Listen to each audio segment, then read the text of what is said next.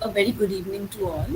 I welcome all our participants and our panelists. I would like to welcome Ms. Suker Tharani, Dr. Reena Ramdev, Dr. Badri Raina, and Ms. Bama to our panel. I would also like to extend our gratitude to Ms. Kavita Muralidharan, who's a journalist and who's agreed to translate Ms. Suker Tharani's talk for us this evening. We have gathered here for the panel discussion, The Margins Speak. Can we talk about caste, class, and gender in the light of the change in BA English syllabus? Indeed. In a highly criticized move, DU removed 3 texts from the BA English Honours curriculum, including the writings of Bama Faustina Susairaj and Suker Tharani, whose works represent the voices of the historically marginalized Dalit community, along with Mahashweta Devi's story, Draupadi. The university claims that all the stakeholders in this decision were adequately consulted before the finalization of this decision. However, this claim is an attempt to silence the students and teachers community's resounding criticism in this regard. No open calls to include faculty in the deliberation upon this matter were made. The NDTF, which is the Teachers' Front aligned with the ruling dispensation, released a statement in this regard which is highly distasteful and misleading. The NDTF called the academic community's legitimate critique of the move based on leftist ideology. The section quoted from for legitimizing the removal from the syllabus is actually quoted from Mahabharata itself and not from Mahashweta Devi's Draupadi. No adequate explanation for the removal of Ms. Bama and Ms. Suker Tharani's works were mentioned in the statement. It is shameful that such logically and factually inconsistent statements are being circulated in a clear attempt to divert and misrepresent the legitimate critique of the academic community. This is not an isolated event, as it can be assessed within the macrocosmic system, which has historically and continually excluded the exploited and oppressed communities from the mainstream and maintained structural inequalities. This removal of the text is an attempt to erase the representations of Dalits and Adivasis, and in turn impose the discourses of the dominant social groups in public universities. To resist this silencing and imposition, KYS found this intervention necessary. KYS, Krantikari Yuva Sangathan, is a youth organization that has built a movement of students and youth coming from deprived sections and working class backgrounds in Delhi and in other states for the past several years. The youth organization's work has been geared to seek the inclusion of hitherto excluded youth into formal public education and bring their issues into the mainstream. Along with this, the organization has been at the forefront of organizing within working class colonies across Delhi and in several other states. With this, I would like to open the floor of the discussion to Ms. Suker Tharani, and Ms. Kavita Muralidharan is going to help us translate Ms. Suker Tharani's talk. I would like to introduce Suker Tharani, ma'am.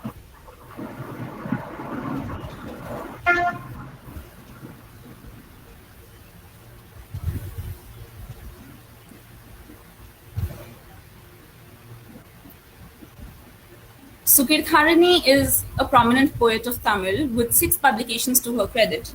Through her poems, she speaks not only just about Dalitism and feminism, but also about various political oppressions and injustices. She has won many awards. Many of her poems are part of syllabi in universities across the state. Her poems have been translated in various languages such as English, Malayalam, Telugu, Kannada, Gujarati, Marathi, Hindi, Italian, and German. She works as a Tamil teacher in a government higher secondary school, and her translator, Ms. Kavita Muralidharan, is an independent journalist from Tamil Nadu who has contributed to the Pari Network, The Wire, and the News Minute, etc. We would like to thank her for agreeing to be on this panel tonight. Over to you, Suker Tharani, ma'am. Kavita? Suki சொல்லுங்க இருக்கேன். இல்ல அவங்க என்ன கேள்வி கேக்குறாங்களே இல்ல அப்படியே தொடர்ந்து பேசிடலாமா? என்ன அவங்க சொல்றாங்க என்ன நடந்துச்சுன்னு சொல்றாங்க. இந்த மாதிரி இந்த விஷயத்த டெல்லி இன்டென்சிட்டிவா நடந்துச்சு, சரியான பதில் இல்லை. குறிப்பா உங்களுக்கு மாமாவுடைய இது பத்தி அவங்க எந்த விதமான எக்ஸ்பிளனேஷனும் கொடுக்கல அப்படின்னு சொல்லியிருக்காங்க. நீங்க வந்து நீங்க உங்க கருத்து தான் சொன்னீங்க. ஓகே, நீங்க வந்து டிரான்ஸ்லேட் வந்து எப்படி பண்றீங்க? ஃபுல்லா பண்ணிடுறீங்களா இல்ல ஒரு 10 நிமிஷம் நான் பிரேக் பண்ணட்டுமா? ஃபுல்லா பண்ணிடுறேன். பாயிண்ட்ஸ் எடுத்துட்டு இருக்கேன். 20 minutes. ஓகே. இல்ல அவங்கள கேட்கலாமா? கேட்ருங்க. அது எப்படி Nalini, we just wanted to figure if if we should take a break, translate, or we should let Sugirtha speak throughout and then can I translate? How do you want it to be? I think, ma'am, the latter would be more helpful since it will be more legible. So so she will speak fully and then I will translate. அப்படிதான் நம்ம பேசின மாதிரி தான். நீங்க பேசி முடிச்சிருங்க, நம்ம அப்புறம் translate. Okay okay. அனைவருக்கும் மாலை வணக்கம். குறிப்பாக இந்த விவாதத்தை பல்கலைக்கழகத்திலே சுகீர்தராணி, பாமா மற்றும் மகாஸ்வேதா தேவியினுடைய படைப்புகள் டெல்லி பல்கலைக்கழகத்திலிருந்து நீக்கப்பட்டதை குறித்து இந்த விவாதத்தை ஏற்பாடு செய்திருக்கும் KYS அமைப்பிற்கும் மற்றும் என்னுடன் இந்த அமர்விலே பேச வந்திருக்கக்கூடிய தோழர்கள் பத்ரி ரீனா அவர்களுக்கும் ரீனா அவர்களுக்கும், அதே போல இந்த நிகழ்ச்சியை ஒருங்கிணைத்துக் கொண்டிருக்கக்கூடிய நளினி அவர்களுக்கும், என்னுடைய பேச்சை மொழிபெயர்ப்பு செய்ய வந்திருக்கக்கூடிய கவிதா முரளிதரன் அவர்களுக்கும் என்னுடைய மாலை வணக்கத்தை நான் தெரிவித்துக் கொள்கின்றேன். தொடர்ந்து ஒரு 15 நாட்களாக இதை பற்றிய விவாதங்கள் பல்வேறு தளங்களில் நடைபெற்றுக் கொண்டே இருக்கின்றன. ஊடகங்களிலும் நடைபெற்றுக் கொண்டிருக்கிறது, பத்திரிகைகளில், அறிவுஜீவிகள் மத்தியில் இப்படியான விவாதங்கள் தொடர்ந்து நடைபெற்றுக் கொண்டே இருக்கின்றன. இது உள்ளபடியே எனக்கும் பாமா அவர்களுக்கும் மிகவும் மகிழ்ச்சியான ஒரு விஷயமாக இருக்கிறது. ஏனென்று சொன்னால், ஒரு பல்கலைக்கழகத்திலிருந்து பாடத்திட்டத்திலிருந்து நீக்கப்படுகின்றன சில படைப்புகள் என்று சொன்னால், அதற்கு பிறகு வெறுமனே அது படைப்புகள் மட்டும் நீக்கப்பட்டிருக்கின்றன என்று பார்க்க முடியாது. அதன் பின்னால் இருக்கக்கூடிய பல்வேறு அரசியல், சமூக, பொருளாதார, சாதி, வர்க்கம், மதம் இப்படியான பல்வேறு பிரச்சனைகளை பற்றி நாம் பேச வேண்டியுள்ளது. மிக விரிவான ஒரு தளத்திலே பேச வேண்டியுள்ளது. இது ஒரு எளிதான விஷயமாக நாம் எடுத்துக்கொள்ள இயலவில்லை. ஏனென்று சொன்னால், இந்த பாடத்திட்டத்திலிருந்து இவை நீக்கப்பட்டது வெறுமனே ஒரு சிறிய விஷயமாக பார்க்காமல் மிகப்பெரிய ஒரு விஷயமாக பார்க்கப்பட வேண்டும் என்பதுதான் என்னுடைய எண்ணமாக இருக்கின்றது. இப்பொழுது ஏற்படுகின்ற இதற்கான எதிர்ப்புகள், போராட்டங்கள், விவாதங்கள் எல்லாமே மீண்டும் பல்கலைக்கழக பாடத்திட்டத்திலே இவற்றை கொண்டு வைக்க வேண்டும் என்பது மட்டும் கோரிக்கைக்காக இந்த விவாதங்கள் நடைபெறவில்லை. மாறாக இப்படியான விஷயங்கள் எதிர்காலத்தில் பல்கலைக்கழகங்களில், உயர்கல்வி நிறுவனங்களில் இப்படியான விஷயங்கள் நடைபெறக்கூடாது, அதற்கான ஒரு எதிர்ப்பு நோய் தெரிவிக்கின்ற வகையிலே மிகப்பெரிய ஒரு போராட்டமாக, மிகப்பெரிய விவாதமாக இதை ஆக்க வேண்டும் என்பதுதான் என்னுடைய விருப்பம். அப்படிதான் நடைபெற்றுக் கொண்டிருக்கின்றது உள்ளபடி. அதற்காக இந்த செயல்பாட்டில் எங்களோடு கூட இருக்கக்கூடிய உங்கள் அனைவருக்கும் என்னுடைய நன்றியை நான் முதலில் தெரிவித்துக் கொள்கின்றேன்.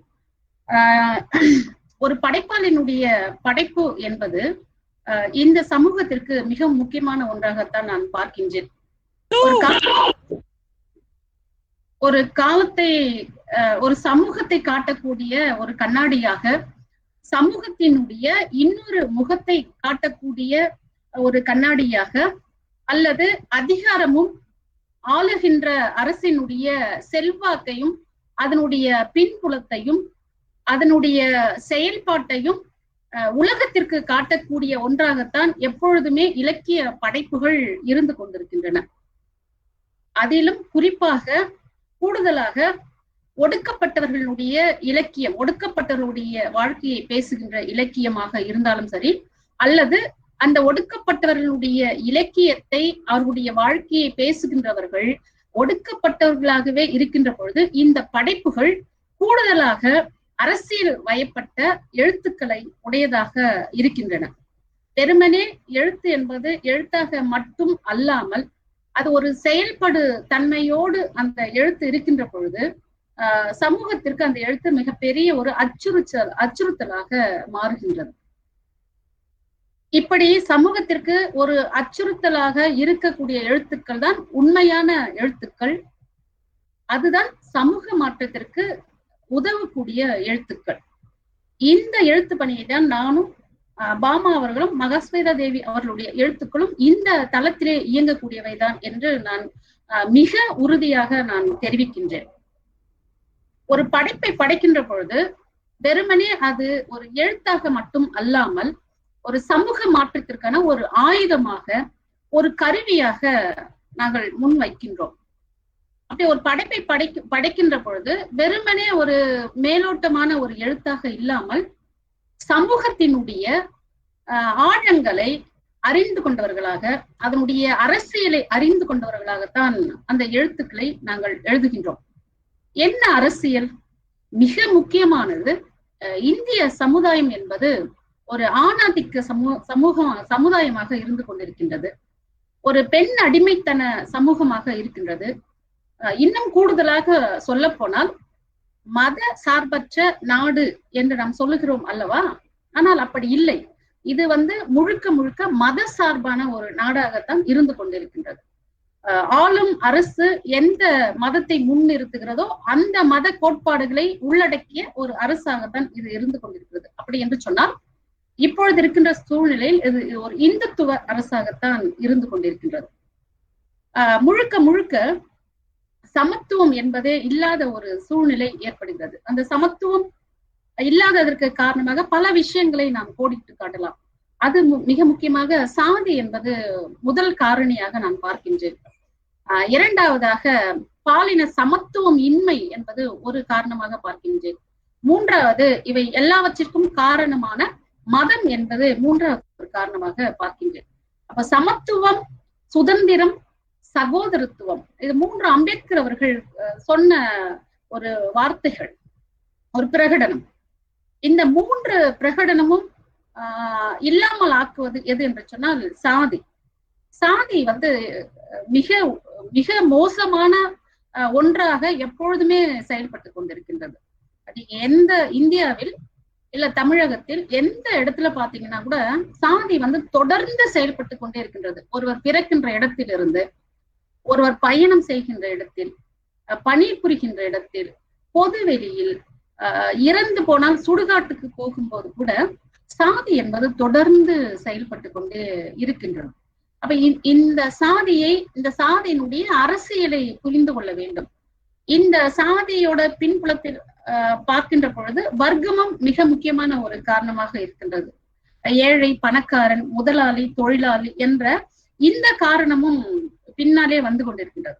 அப்ப இந்த சாதி என்பது அண்ணல் அம்பேத்கர் அவர்கள் அற்புதமாக சொல்லுவார்கள். இந்தியாவில் சாதிகள் என்ற நூலிலே அவர்கள் சொல்லுவார்கள், சாதி மிக முக்கியமான காரணம், சாதி தோன்றுவதற்கு அகமன முறைதான் மிக முக்கியமான காரணங்களுள் ஒன்று அப்படின்னு சொல்லிட்டு அந்த இந்தியாவில் சாதிகள் அப்படின்ற அந்த கட்டுரையில அவர் நிறுவுவார்.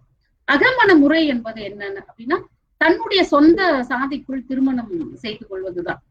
அப்ப அகமன சாதி ஒழிய வேண்டும் என்று சொன்னால் அகமன முறை என்பது ஒழிய வேண்டும் இல்லையா? சொந்த சாதிக்குள்ளே திருமணம் செய்வது என்பது ஒழிய வேண்டும். அப்ப நீங்க காதல் திருமணம் நடைபெறுகின்ற பொழுது என்ன நடக்குது என்று சொன்னால் ஆணவ படுகொலைகள் நடக்கிறது. அப்ப இந்த விஷயங்களை எல்லாம் நாம எழுத்துல எழுத வேண்டியிருக்கு. தொடர்ந்து தமிழ்நாட்டுல பாத்தீங்கன்னா சங்கர், உடுமலை சங்கர்ல இருந்து, கோகுல்ராஜ்ல இருந்து, இளவரசன்ல இருந்து அப்படி தொடர்ந்து அதாவது அந்த சாதி ஆணவ படுகொலை நடந்து கொண்டிருக்கின்றது. இது ஒரு பக்கம் நடந்துட்டே இருக்கு. அப்ப இன்னொன்னு வர்க்கம் அப்படின்றது செயல்பட்டு கொண்டே இருக்கிறது, பெண்கள் மீதும் கொடுக்கப்பட்டவர்கள் மீதும். இப்ப டெல்லியில நிர்பயா கேஸ்ல பாத்தீங்கன்னா நாடு முழுவதும் மிகப்பெரிய அலை எழுந்தது இல்லையா? அவர்கள் கொல்லப்பட்ட பொழுது பெண்கள் அப்படின்னாவே நம்ம வருத்தம் அடையணும், அதுல மாற்று கருத்து இல்லை. ஆனா நிர்பயா கேஸ்ல பாத்தீங்கன்னா நாடு முழுவதும் மிகப்பெரிய அலைகள் எழுந்தது. அவருக்கு ஆதரவாகவும் அவர்கள் மீது பாலியல் வல்லுறவு நிகழ்த்தியவர்களுக்கு எதிராகவும் பல போராட்டங்கள், பல பேரணிகள் நடந்தது. ஆனா நீங்க தமிழ்நாட்டுல இல்ல மற்ற மாநிலங்கள்ல பார்க்கும் பொழுது தலித் பெண்களுக்கு இந்த மாதிரியான கொடுமைகள் நிகழ்கின்ற பொழுது ஒரு மிகப்பெரிய ஒரு பெட்டி செய்தியா மட்டும்தான் வருகிறத தவிர மெயின் ஸ்ட்ரீம் ஊடகங்கள்ல கூட அந்த மாதிரியான விஷயங்கள் பார்க்கப்படவில்லை. இது ஒரு விஷயம். மூன்றாவதாக பார்க்கின்ற பொழுது பாலின சமத்துவம் அப்படின்ற ஒரு விஷயம் ரொம்ப முக்கியமானதா பாக்குறாங்க. முழுக்க முழுக்க இந்த சமூகம் எப்படிப்பட்ட சமூகமா இருக்கு அப்படின்னா ஆணாதிக்க சமூகமா தான் இருக்கு, ஒரு தந்தை வழி சமூகமா தான் இருக்கு. பெண்கள் எப்பவுமே சமூகத்துல இரண்டாவது பிரஜையா தான் பார்க்கப்படுறா. சமூகத்தில் அவள் இரண்டாவது பிரஜையாக பார்க்கப்படுவது மட்டுமே அல்ல, மாறாக அவள் எழுதுகின்ற எழுத்து கூட இரண்டாவது எழுத்தாகத்தான் பார்க்கப்படுகிறது. ஆண்கள் எழுதுற எழுத்துதான் வந்து முதல் தரமான எழுத்துக்கள், இல்ல பெண்களே எழுத்தாளர்களே இல்ல, பெண்கள் எழுதுறதெல்லாம் ஒரு எழுத்தா அப்படின்னு சொல்லிட்டு சமூகத்திலே பெண்களுக்கு ஒரு இரண்டாம் பிரஜையான ஒரு மதிப்பு தான் இருக்கு. அதே மாதிரிதான் நாலாவது பார்க்கும்போது குடும்பத்திலயும் அதுதான். ஒரு சமூகத்துல வந்து என்ன நடக்குதோ அதனுடைய ஒரு சுருக்கப்பட்ட வடிவமாக தான் ஃபேமிலி இருக்கு, குடும்பம் இருக்கு. சமூகத்துல தீட்டு தீண்டாமை அப்படின்ற ஒரு விஷயம் இருக்குல்ல, குடும்பத்திலையும் வந்து பெண் வந்து தீட்டானவளாக இரண்டாம் கட்ட பிரஜையாக அப்படிதான் பார்க்கப்படுவார். அப்ப குடும்பத்திலயும் வந்து சமத்துவம் அப்படின்றது இல்ல, பாலின சமத்துவம் அப்படின்றது அறவே இல்லை. அப்போ சமூகத்துல வந்து எப்படி வந்து தலித்துகள் வந்து தீட்டானவர்களாக தீண்டப்படாதவர்களாக கருதப்படுகிறார்களோ அதை போலவே குடும்பத்திலையும் வந்து பெண் வந்து தீட்டானவளாக தீண்டப்படாதவளாக கடைநிலையில வைத்து கருதப்படுகின்றார். அப்ப இங்க வந்து நீங்க என்ன சொல்றது, இங்க வந்து பாலின சமத்துவம் என்பது இல்ல. இப்ப குடும்பத்தினுடைய வேலையெல்லாம் வந்து இவ்வளவுதான் செய்யறா, பணிப்பகிர்வு என்பது குடும்பத்தில் அறவே இல்லை. அப்போ இந்த விஷயங்கள் வந்து பெண்ணடிமைத்தனத்தை நோக்கி நகர்த்துகிறது. அப்போ ஒரு சமூகத்துல தலித்துகள் தனக்கான விடுதலையை வந்து சமூகத்துல கோருகின்ற பொழுது குடும்பத்துல வந்து பெண்ணை அடிமையாக வைத்துக் கொண்டு ஒரு தலித் தனக்கான விடுதலையை வந்து சமூகத்துல கோர முடியாது இல்லையா? அப்ப தலித்துகளினுடைய விடுதலை என்பது எதில் அடங்கியிருக்கிறது, அல்லது எது முதல் படி என்றால் பெண் விடுதலை அடைவதுதான். அப்ப பெண் விடுதலை என்பது மிக மிக முக்கியம். அதுல இருந்துதான் தலித் விடுதலை கிடைக்க முடியும். அப்ப இந்த விஷயங்கள் இருக்குல்ல, சாதி எவ்வாறு சமூகத்தில் செயல்படுகிறது, வர்க்கம் எவ்வாறு செயல்படுகின்றது, பாலின சமத்துவமின்மை வந்து எப்படி செயல்படுகிறது என்ற இந்த மூன்று விஷயங்களையும் உள்வாங்கிக் கொண்டால்தான், அல்லது புரிந்து கொண்டால்தான், அல்லது தெரிந்து கொண்டால்தான் சமூக மாற்றத்திற்கு, தலித்துகளின் விடுதலைக்கு, அல்லது மானுட விடுதலைக்கு, அல்லது பெண் விடுதலைக்கு ஏற்ற கருத்துக்களை உள்ளடக்கிய அல்லது முன்னெடுப்புகளை நகர்த்தி செல்லக்கூடிய ஒன்றைத்தான் படைப்புகளாக படைக்க முடியும். அதுதான் உண்மையான எழுத்து. அந்த வேலையை தான் வந்து நானும் பாமாவும் தொடர்ந்து செய்து கொண்டிருக்கின்றோம் எங்களுடைய படைப்புகள் வழியாக. அப்ப படைப்பு என்பது இங்க அது மட்டுமே அரசாங்கத்திற்கோ அல்லது பல்கலைக்கழகங்களுக்கோ உயர்கல்வி நிறுவனங்களுக்கோ படைப்பு என்பது மட்டும் பிரச்சனை இல்லை. இங்க அதனால மட்டும் நீக்கிடல. அந்த படைப்பை என்ன சொல்கிறது, படைப்புக்குள்ள என்ன அரசியல் முன்வைக்கப்படுகிறது, அது சாதிய அரசியலை பற்றி பேசுகிறதா, வர்க்கத்தை பற்றி பேசுகிறதா, பாலின சமத்துவத்தை பற்றி பேசுகிறதா அப்படின்னா அந்த படைப்புக்குள்ள என்ன அரசியல் முன்வைக்கப்படுகிறது என்பதும் ஒரு காரணம். இரண்டாவது, இம்மாதிரியான அரசியல் வயப்பட்ட எழுத்துக்களை படைக்கிறவர்கள் என்ன அவர்களுடைய பின்புலம் என்ன, அவர்கள் யாராக இருக்கிறார்கள், தலித்துகளாக இருக்கிறார்களா, குறிப்பாக பெண்களாக இருக்கிறார்களா என்பதும் மூன்றாவது காரணமாக பார்க்கப்படுகிறது. நாலாவது, இந்த படைப்புகளை படிக்கிறதன் மூலமா மாணவர்கள்கிட்ட என்ன மாதிரியான மாற்றங்கள் ஏற்படுது அப்படின்றது நாலாவதா பார்க்கப்படுது இல்லையா? நீங்க வந்து மாணவர்களுடைய சக்தியெல்லாம் ரொம்ப எளிதா நம்ம வந்து எடை போட்ட முடியாது. நீங்க அலிகார் பல்கலைக்கழகத்துல நடந்த விஷயங்களுக்கு எதிராக மாணவர்கள் எப்படி கிளர்ந்து எழுந்தார்கள், அதே மாதிரி நம்ம டெல்லியில நடந்த போராட்டங்கள்ல மாணவர்கள் எப்படி கிளர்ந்து எழுந்தார்கள், ஊனா போராட்டத்தின் போது மாணவர்களுடைய வலிமை என்ன, இங்க வந்து தமிழ்நாட்டுல வந்து ஜல்லிக்கட்டு போராட்டம், அந்த ஜல்லிக்கட்டுல வந்து எனக்கு மாற்று கருத்து இருந்தாலும் கூட ஜல்லிக்கட்டுன்ற விஷயம் வந்து நீக்கப்பட்ட பொழுது இங்க மாணவர்களுடைய ஆதரவு எதிர்வினை அதுக்கு எப்படி இருந்தது அப்படின்றது மாணவர்களுடைய போராட்டம் மிகப்பெரிய போராட்டமா இருக்கு. அப்ப சமூக மாற்றத்தை வந்து நம்ம வெறுமனே வந்து வெறும் படைப்பாளிகள் வந்து மக்கள் கிட்ட பேசிட்டு போறதுனால முடியாதுல்ல. அந்த படைப்பை வாசித்து உள்வாங்கி கொண்டு ஒரு விதையாக வெளிப்படக்கூடிய ஆற்றல் யார்கிட்ட இருக்குன்னா மாணவர்கள்கிட்ட தான் இருக்கு. அப்ப இந்த மாணவர்கள் தான் நாளைய தலைவர்களாக வரக்கூடியவர்கள், நாளைய சமுதாயமாக மலரக்கூடியவர்கள். அப்ப மாணவர்கிட்ட இந்த படைப்புகள் சேருகின்ற பொழுது உண்மையாகவே இந்த படைப்புகள் அவர்களை குற்ற உணர்வு கொள்ள வைக்கின்றன, சமூக மாற்றத்தை நோக்கி நகர்த்துகின்றன, சாதிக்கு எதிராக பேச அவர்களை உதவி செய்கின்றது, வர்க்கத்திற்கு எதிராக அவர்களை போராட தூண்டுகின்றது, பாலின சமத்துவத்தை வந்து வலியுறுத்துகின்றது இந்த படைப்புகள். ஆக இந்த ஒட்டுமொத்தமான இந்த விஷயங்களினால்தான் உயர்கல்வியிலிருந்து இம்மாதிரியான படைப்புகள் வந்து நீக்கப்பட்டிருப்பதாக எங்களுக்கு தெரிய வருகிறது. ரொம்ப எனக்கு வந்து ரொம்ப ஆச்சரியமா எல்லாம் பெருசா எல்லாம் அதிர்ச்சி எல்லாம் அடையல நானு. ஆச்சரியமாவும் இல்லை. ஏன்னா எங்களுடைய படைப்புகள் அரசியலை பேசுகின்றன. அரசியல் என்னை பொறுத்த வரைக்கும் எழுத்துக்கள் என்பது அரசியலான எழுத்துக்களாக இருக்க வேண்டும். அரசியல் அற்ற எழுத்துக்களால் சமூகத்துக்கு ஒரு பயனுமே இல்லை, ஒரு துளி பயன். அப்ப எந்த எழுத்து எதிர்க்கப்படும், எந்த எழுத்து விளக்கப்படும், எந்த எழுத்து புறக்கணிக்கப்படும் அப்படின்னு நீங்க பாருங்க.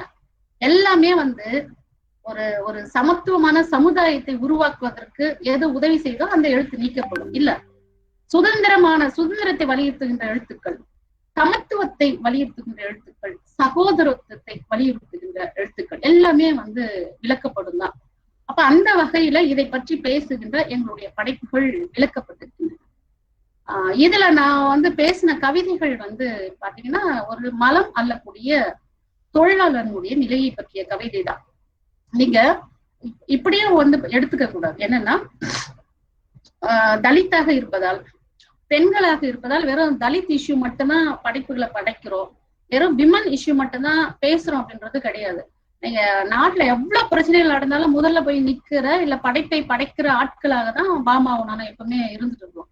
அது ஈழ பிரச்சனையாக இருக்கட்டும், ஸ்டெர்லைட் பிரச்சனையாக இருக்கட்டும், 8 வழிச்சாலையாக இருக்கட்டும், இல்ல ஊனா போராட்டமாக இருக்கட்டும், இல்ல நியூட்ரினோ, கெயில், இந்த மாதிரி நிறைய கூடங்குளம் அணு உலை பிரச்சனையா இருக்கட்டும், எல்லா பிரச்சனைக்கு எதிராக பேசக்கூடிய, எதிராக எழுதக்கூடிய எல்லா வேலையும் எங்களுடைய படைப்பின் வழி நாங்க தொடர்ந்து செஞ்சுட்டு இருக்கல.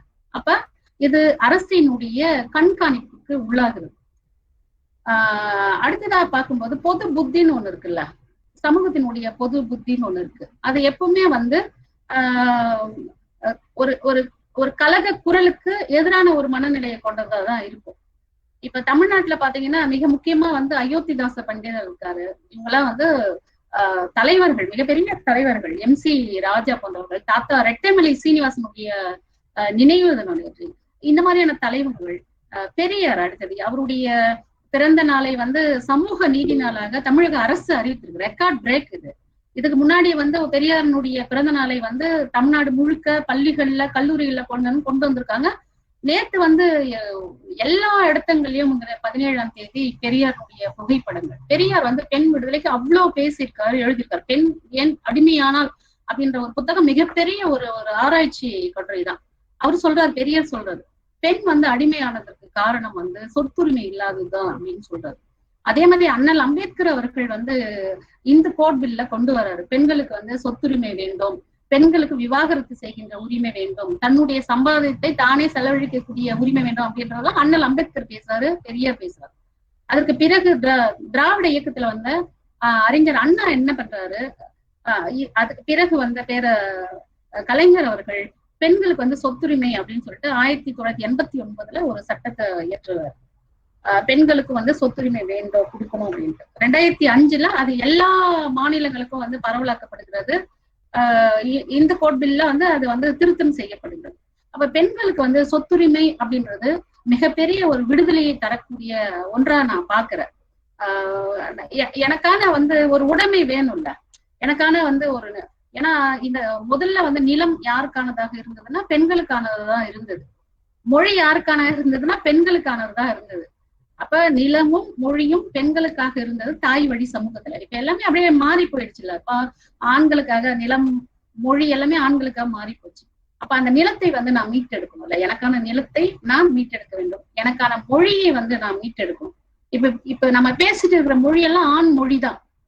நீங்க பாத்தீங்கன்னா கற்புன்ற ஒரு வார்த்தை இருக்கு. அது யாருக்கான வார்த்தைன்னா பெண்களுக்கு தான். கற்புக்கு அரசி அப்படின்னு தான் சொல்றோம், கற்புக்கு அரசன் அப்படின்னு சொல்லல. பத்தினின்ற வார்த்தை ஆண்களுக்கெல்லாம் கிடையாது. குடும்ப தலைவன், பத்தினி, அழகி என்று சொல்லக்கூடிய வார்த்தைகளை உடைய மொழி இப்ப ஆணிய மொழியா இருக்கு.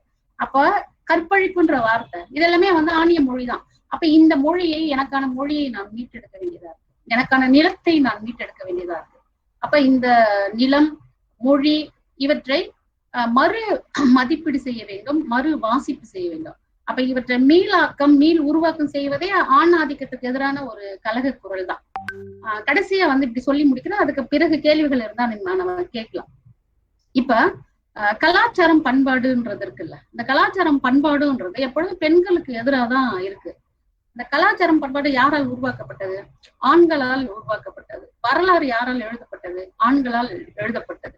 என்னுடைய கலாச்சாரம் என்று நான் நினைப்பது கலந்து உண்ணுவது, எல்லோரோட கலந்து சாப்பிடணும் அப்படின்றது.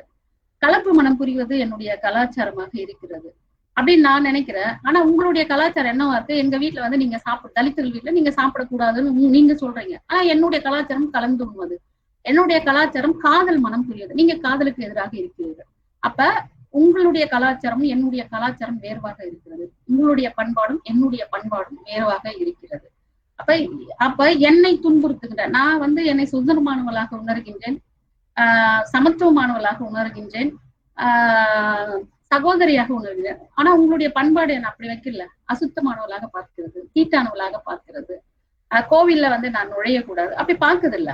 அப்ப என்னை என்னை இப்படியெல்லாம் பார்க்கின்ற உங்களுடைய கலாச்சாரம் பண்பாடு எனக்கு தேவையில்லை. இந்த கலாச்சாரத்துக்கும் பண்பாட்டிற்கும் காரணமான உங்களுடைய மதம் வந்து எனக்கு தேவையில்லை. இப்ப நான் வந்து சாதியை வந்து பேசுறேன்ல, சாதியை பத்தி. சாதியை ஒழிக்கணும்னா வெறும் சாதி ஒழிப்பு மட்டும் பேச முடியாது. சாதிக்கு வேறா இருக்கிறது மதம். அண்ணல் அம்பேத்கர் அழகா சொல்றாரு, மதத்தினுடைய வெளிப்பாடுதான் சாதி அப்படின்றாரு. அப்ப நான் சாதி ஒழிப்பை பற்றி பேசுகின்ற பொழுது மதத்தை பேசியாக வேண்டும். பெண்ணடிமைத்தனத்தை பற்றி பேசுகின்ற பொழுது மதத்தை பேசியாக வேண்டும்.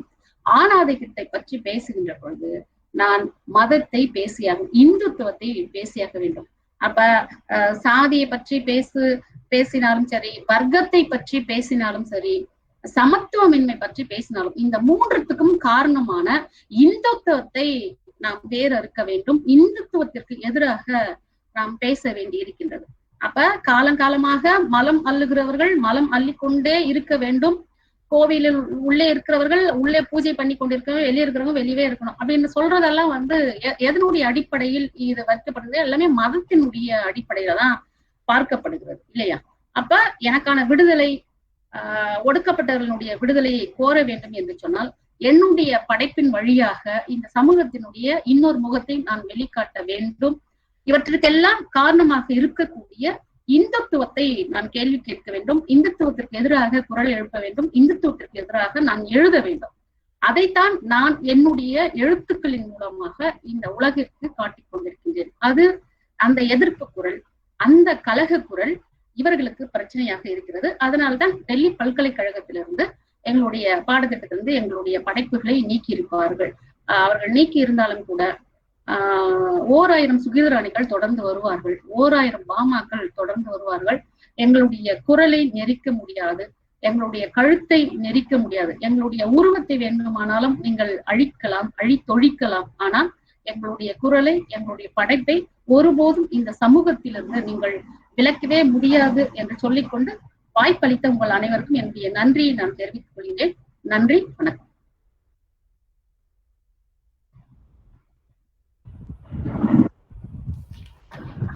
Hello.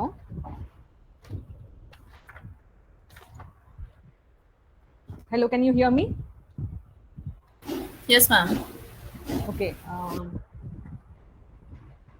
So Sugirdarani starts off by generally expressing her greetings to everyone. She says, for the last 15 days, this issue of the Delhi University dropping the works of Mahashweta Devi, Bama and Sugirdarani, it's been widely debated in various platforms, including media and among intelligentsia. She's very happy. I mean, she says both Bama and Sugirdarani, they are very happy that this is being widely debated, because this is not just about dropping the texts of these writers. It's also about the various reasons for behind this dropping of the text, which includes political, religious, caste, class and gender reasons, which led to dropping of these texts. So it's not a very light thing that these texts were randomly dropped. She says there are many reasons. So this issue has to be seen at a larger level, and that's exactly what is happening now. So she's very happy about it.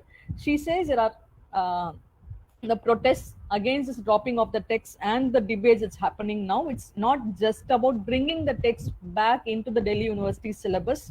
The demand is not just that.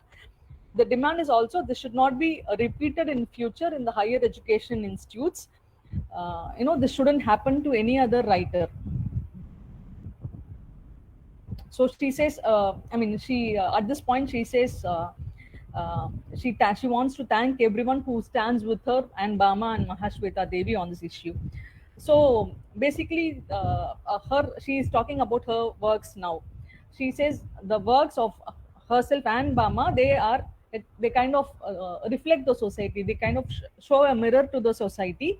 They show another face of the society through their works. They also speak about the works also speak about the power and the structure of power and its actions and its activities, and especially from a marginalized point of view. She says because they are writers from the marginalized community, they have been able to do this powerfully, and the society sees this as a threat when such writings come from marginalized writers. Obviously, the society sees this as a threat because the writings are very true. The writings are, she says, herself and Bama's writings and Mahashweta's writings essentially are channelizing a social change, are bringing about a social change. It's a weapon and tool to change the society, and they write from a from a point of view where they understand the depths of the society, where they are in full knowledge of what's happening in the society and the politics behind it. So she says, on the face of it, there are many things that we seem to kind of believe in. We might think that now the gender equality has been kind of somewhat achieved, but the society continues to be very male chauvinistic. And according to the constitution, we claim to be a communal country, but the government which is ruling us now, its ideology is very communal. So obviously we live in a very communal country now. So she also talks about caste being a primary factor among all the other things, and there is a lack of gender equality today. She quotes Ambedkar, who said equality, who stressed the importance of equality, liberty, and fraternity. Caste negates all the three aspects which Ambedkar said is very important. In India, also in Tamil Nadu, caste is very, very strong from birth, at workplace, and everywhere, in school, in public spaces, till death. Caste is very strong everywhere. We need to understand the contours of caste, and she's also class. She also speaks about how class is also very, very functional, very active now. And she quotes from Caste in India by Ambedkar, where he obviously says intercaste marriages, to annihilate caste, you need to do intercaste marriages. So she speaks about caste motivated killings. We used to call it as honor killings. Now we have tried to change the language. In Tamil, we've started calling it as caste motivated killings, which is also happening in Tamil Nadu. She speaks about Shankar, who was killed in 2013 because he fell in love with a dominant caste woman. And same thing happened to Ilavarasan and then Gokul Raj. There were lots of, so she says basically their works, Bama's works and Sugidhrani's works, document these kind of issues in their writing. So she also speaks about how class is another form of oppression, especially for the marginalized and on the women. So she draws parallels between Nirbhaya and other such incidents that happens around. So Nirbhaya drew huge outrage across the country, but if a Dalit woman is subjected to similar violence anywhere across India, whether it is in Tamil Nadu or other states, the media doesn't even care about it. The society doesn't even speak about it. And in this aspect, she speaks about class, and then she speaks about gender equality is still a very long distant dream. She says the society is still a very patriarchal society. Women are treated as second class citizens, especially if they are writers. Their writings are not taken seriously. They are considered secondary to the male writers, and this also happens in the family. In the family also, the woman is relegated to a very lower position. She is expected to do all the work. There is no division of labor at home, and she is considered impure. So women, the Dalits are marginalized in the society. Women is marginalized within the family. So So she says, I think she makes an important point. So a Dalit cannot seek liberty or freedom by oppressing women. The first step towards Dalit liberation is liberation of women. We need to understand, she says, what she speaks about what her writings, the writings of Bama and Subritarani does is to understand these aspects, understand the caste, gender and class factors operating in the society, and they try to, through their works, through their words, they try to bring up solution steps that will help the society move a bit further towards, casteless, uh, classless and gender equal society. This is what she says my work does. This is what Bama's works does. But literature, she feels it's the duty of the literature to do this. The duty of the literature is to move to the next level, to make sure that these issues are addressed. She says any work that is not political, any literary work that is not political, it's not useful for the society.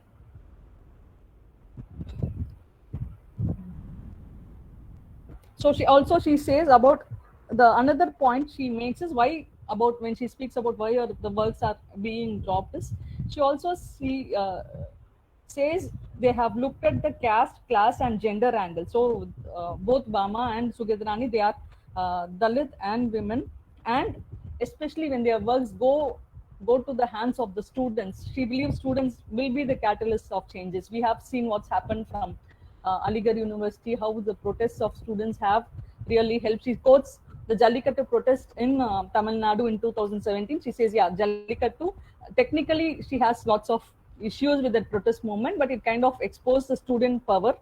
So when our works, she says, Subritarani says, when our works reach the students, they feel guilty, they move towards social change. They try to speak against caste, against class, and they try to speak for gender equality. This happens, and that is precisely why they wanted to stop it. So they have, before dropping the work, she says they look through the prism of the caste and class, and what will happen if it reaches to the students. So she says she was neither shocked nor surprised to know that her works were dropped, because her works are very, very intensely political in nature. Her works stand for equality, liberty and fraternity. So she was not very surprised. So one of the poems that was removed from the Delhi University's syllabus was on manual scavengers. Here again she makes a very important point. She says it is not that just because we are Dalits and women, we speak only about gender issues or caste issues. She quotes a various range of issues, starting from Sri Lankan Tamils to Neutrino, protest against Neutrino, protest against Kudankulam nuclear power plant, protest against Sterlite Copper, which led to huge, you must be aware how it led to shooting 13 people. So through all these protest movements, both Bama and Subritarani have emphatically protested these issues in their words. I think in some cases they were also very active on the field. So obviously they will also be monitored by the government.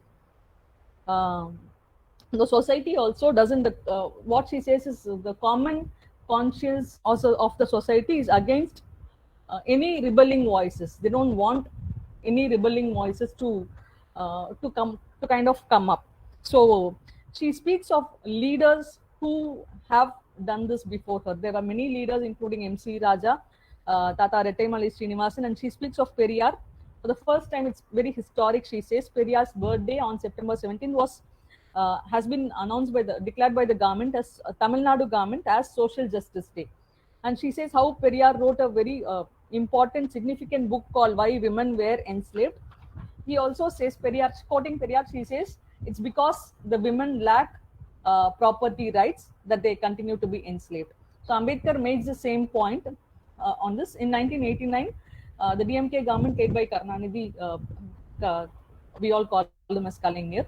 So he enacted a law giving property rights for women.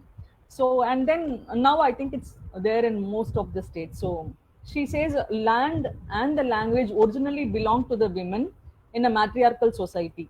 It has changed now. The language is neither women's nor the land is women's. The language is completely men's language. She quotes several Tamil words, the equality of which is equivalent of which is chastity. When you speak of chastity, it only mentions in Tamil at least.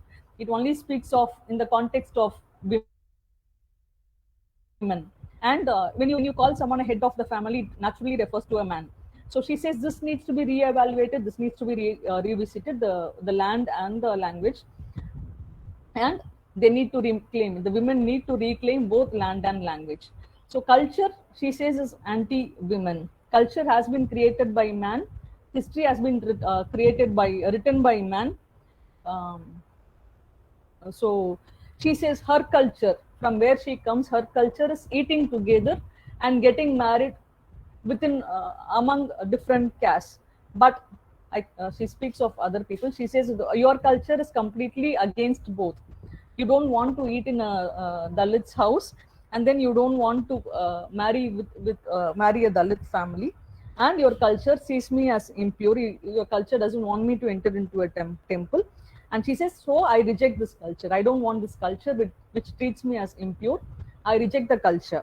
But she also says this culture, the fundamental, the basis of this culture is religion. So it's very important to talk about it. The basics of everything, even the caste, the basis of caste, his culture, his religion. So it's very important that she, in this context, she says it's Hindutva. Hindutva, the culture and the religion which oppresses women is in this context Hindutva, and she says it's very important that her works continue to speak and try to annihilate this idea of Hindutva. So if Hindutva, she says again, is the reason why the manual scavengers, this Hindutva believes, the religion believes that the manual scavengers should continue to do manual scavenging, while people who, the priests in the temple who offer pujas in the temple will continue to do that work. So she says this should be stopped.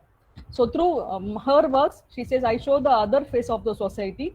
I write to expose Hindutva. I know this will trouble the society. I know my voice, that is why it was removed.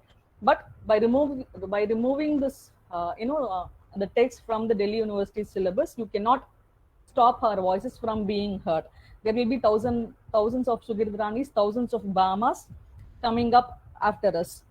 You can even kill us, but our voices will never be crushed. Thank you. Thank you, Kavita ma'am, for translating Sukrit Harini ma'am's talk for us. Thank you so much, Sukrit Harini ma'am, for taking out your precious time to speak on our panel and to contribute such important inputs. A participant asked us whether a short Hindi summary could be available. KYS की अक्सर परिचर्चाएं हिंदी के अंदर organise करी जाती हैं. Due to the context of this topic, इस topic के संदर्भ के कारण हम हिंदी में परिचर्चा को नहीं आयोजित कर पाए, पर हम कोशिश करेंगे कि टॉक खत्म होने से पहले हम इसका एक अनुवाद चैट के ऊपर पोस्ट करें. Next I would like to invite Ms. Bama to the panel. Ms. Bama Faustina Susai Raj is a Tamil Dalit poet whose works bring caste suppression to light. She wrote an autobiographical novel, Karukku, and a range of other novels and essays. Her novel, Sangati, was recently removed from the BA English Honours syllabus. Ms. Bama could not join the panel directly due to infrastructural issues, and she has kindly shared her written statement with us, which now I will be reading out. Dalits, along with their tribal brethren, are the most economically oppressed, culturally ostracized, and politically marginalized people in modern India. Dalit being and existence has been damaged and disfigured by a hostile history. What was, has been, and is being done to us for over 2,000 years, a situation of subjugation, subordination, brokenness, and exclusion in its socio-political, economic, and cultural dimensions. We were victims of a cultural hegemony of the worst type, made to internalize subjugation as a result of one's own karma. Mahashweta Devi, Sukirta Rani, and myself wrote about these victims. I personally experienced writing as the breaking of the unbroken and forced silence of the victims, and letting the victims speak up. Our writings were banned by Delhi University because they reveal the inner strength and vigor of our people. They celebrate the pride and resilience and dauntless spirit of our people, and they reveal the inherent liveliness and indomitable spirit of our people against oppression. By banning our works, this generation's students are denied of the opportunity to see the real face of this society, which judges the humanity of a person by the standards of caste, class, and gender, and where the right to be treated as a human being with dignity is determined on the basis of birth. Since our writings throw up a challenge to the oppressing caste-minded people, they are unable to tolerate. This is nothing but an act of cowardice to strangulate the voices of the victims. They should realize that the militants and the victims cannot be silenced anymore by any force. Thank you. I would like to thank Ms. Bama for her statement. KYS is very thankful that she could contribute in form of a written statement. Next, I would invite Dr. Reena Ramdev to the panel.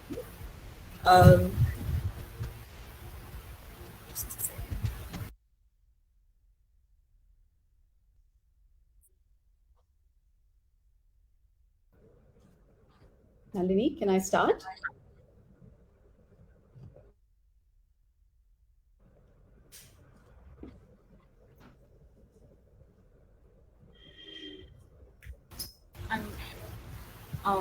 I would start with a short introduction. Sorry for the delay. Dr. Reena Ramdev is Associate Professor in the Department of English, Sri Venkateshwara College, Delhi University. Her doctoral research is from the CES JNU, and she has worked on the politics of post-coloniality, the writings of Arundhati Roy, and the relationship between literature and social movements. She is also interested in and involved in exploring the intersections of academic practice and political resistance within the institutional spaces. She has been actively involved in the recent undergraduate syllabus revision undertaken by the English department at DU. Welcome, Reena ma'am. I open the floor to you. Thank you, Nalini. It's a privilege to be on this panel with Sukirta Rani and Bama and Badri Raina. Ideally, of course, this should have been an in-person meeting in our classrooms discussing your work and not here behind computer screens, talking of the exclusion of your work that has been forced upon us. I'm just going to read out a couple of bits and also try and talk through it as well. A beleaguering of the English syllabus, deliberate and concerted, has these past few months not only jeopardized valuable teaching learning classroom time, but also flagrantly attacked and jettisoned democratic processes that went into its drafting and implementation. The drafting history, marking more than 2 years of painstaking work put in by over 200 teachers, is now there in the public domain. And so I'm going to leave that bit out of this evening's discussion, also since some part of it has been outlined by Nalini. What needs to be substantially restated, though, and called attention to, is the singular lack of an informed academic objection to the works that are there. And it's clear now that they are only being prejudicially excised to serve a conservative right-wing political agenda. In this, lines are being miscited and quoted when they don't even belong to the work in question. Also, ideological reservations of in-favor cohorts are being cited openly against writers. And of course, as always, bogeyed threats, khatra, to an always already steady in power configuration are being bandied about in their usual tried and tested and opportune ways. Further, we've also been mislabeled by the Oversight Committee, the committee responsible for forcing the decisions, as being an English language department, in which our PhDs and research is dismissed as counting for nothing, since everyone, we are told, speaks and understands English. According to a news report, while addressing allegations that there were no subject experts in the Oversight Committee, an esteemed member had vehemently declared, and this is what he said, they are all experts. He's talking about his fellow members. They're all experts. I can read English, you can read English. If something offensive is written somewhere, we don't need a PhD in literature to understand that. What this political assault and waylaying of the syllabus and teaching is additionally highlighting is important, for in it lies a reminder of all that the university has historically sought a wily precluding and excising of. the beast of technocratization has stealthily crept upon us, and we are facing demands for a skillification of the student body as future workforce, the forced corporate utility of courses that has brought upon us subjects like business English, technical writing, and of course, the race for gradings and excellence being mounted upon empty performances for bureaucratized accrediting bodies like the NAC. Paralleling all this has been the coordinated assault on courses and centers specifically set up for social justice research across the country. Here, I take and borrow from Devaditya's work on the university, and in particular, his busting of the myth of interdisciplinarity that Indian universities proclaim as progressive initiatives. Between 2002 and 2007, as he shows, under the aegis of the 10th five-year plan, several interdisciplinary social science research programs had been envisioned. These were set to work on guidelines that came from the Planning Commission and were aimed at the study of structural exclusions, percolatively affecting caste, religion, gender, and class. Although inaugurated with a one-time non-recurring financial assistance, the subsequent 11th and 12th plans also budgeted them in, allowing for a degree of relative stability, as he says, ensuring through this recruitment against faculty positions and the creation of new campuses, inviting student enrollment and an increased public interest around these centers and schools. In 2013, the UP government had sent notices to 32 centers warning them of the imminent defunding. But the National Commission of Scheduled Castes had at that point intervened and forestalled the move. But with the Modi government in 2014 came also the abolition of the Planning Commission and the setting up of the Niti Aayog, and with it an impending defunding of these centers as collateral. In March of 2017, the Tata Institute of Social Sciences served termination letters to several of its teaching and non-teaching faculty under threat of closure of their respective departments, namely the Center for Study of Social Exclusion and Inclusive Policy, Advanced Center for Women's Studies, and Nodal Center of Excellence for Human Rights Education. This came on the heels of another letter that the registrar at JNU received announcing a similar predicament for its Center for the Study of Discrimination and Exclusion. Fortunately, this too was aborted owing to intense public pressure it generated. So much so that in a strange turn of events, the UGC put out a clarification contending that the letter to the registrar was forged and its contents untrue. While at the TIS and JNU, defunding assaults were thwarted, several other centers and departments geared towards the cause of social justice weren't lucky enough to escape this fating by the state. Those were like the School of Women's Studies at Jadavpur University and the Center for Social Exclusion in Manipur University are among more than 100 such centers and departments that are still precariously balanced on the government's decision and eventual call on their funding status. The threatening uncertainty has also felled these centers irreparably, with both faculty and researchers looking to leave before they are actually forced into doing so.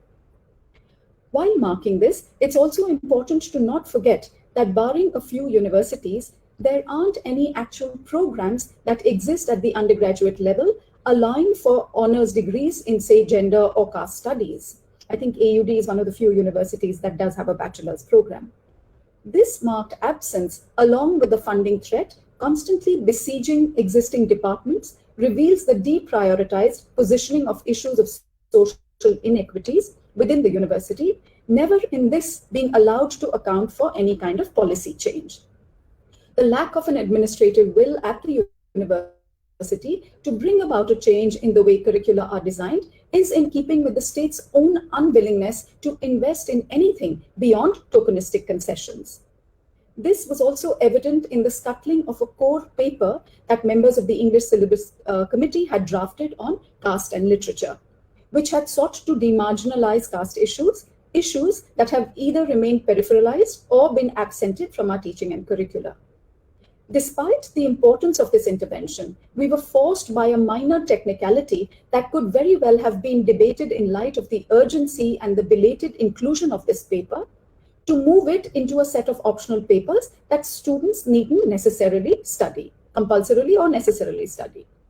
This relegative move and the unwillingness to create classrooms and campus cultures that accommodate critical conversations is typically rooted in the fear of the emotions and passions that these would incite, evident in the deep-seated conservatism that members of DU's right-wing teachers group displayed in their citing of the tired trope of herd sentiments against such inclusions. And this is from one of their social media postings. Some of the papers, they say, this is from, I just quoted again, some of the papers have literature which apparently is detrimental to harmony and peace among various sections of the society, unquote. Within this sanctimonious proscribing lies also an institutionalized attempt at producing a docilized student subject, one who is unquestioning in their acceptance of historic hierarchies and normative representations of the status quo, and who is best shielded from issues that demand any kind of critical overhauling of inherited ways of thinking and practice. While the thwarting of the classroom as a potential site for an imaginative training of the student subject is a reasonable cause for alarm, it can also counterintuitively congeal into a self-congratulatory rhetoric that demands to know if we can talk about caste, class, and gender in light of the changes being forced upon the English syllabus. In this, is there a paralysis that is being both subliminally and overtly suggested? Has the accession of Bama, Sukirta Rani, and Mahashweta Devi forced upon us an impasse? And have we been checkmated by the university, prevented from doing what we seem to have been doing rather well and successfully? In attempting to answer this question that leads this evening's discussion, it's vital that we critically defetishize the caste, class, gender triad that seems to be some sort of pedagogic blueprint for easy regurgitation, eternally propped and stationed in our literature classrooms.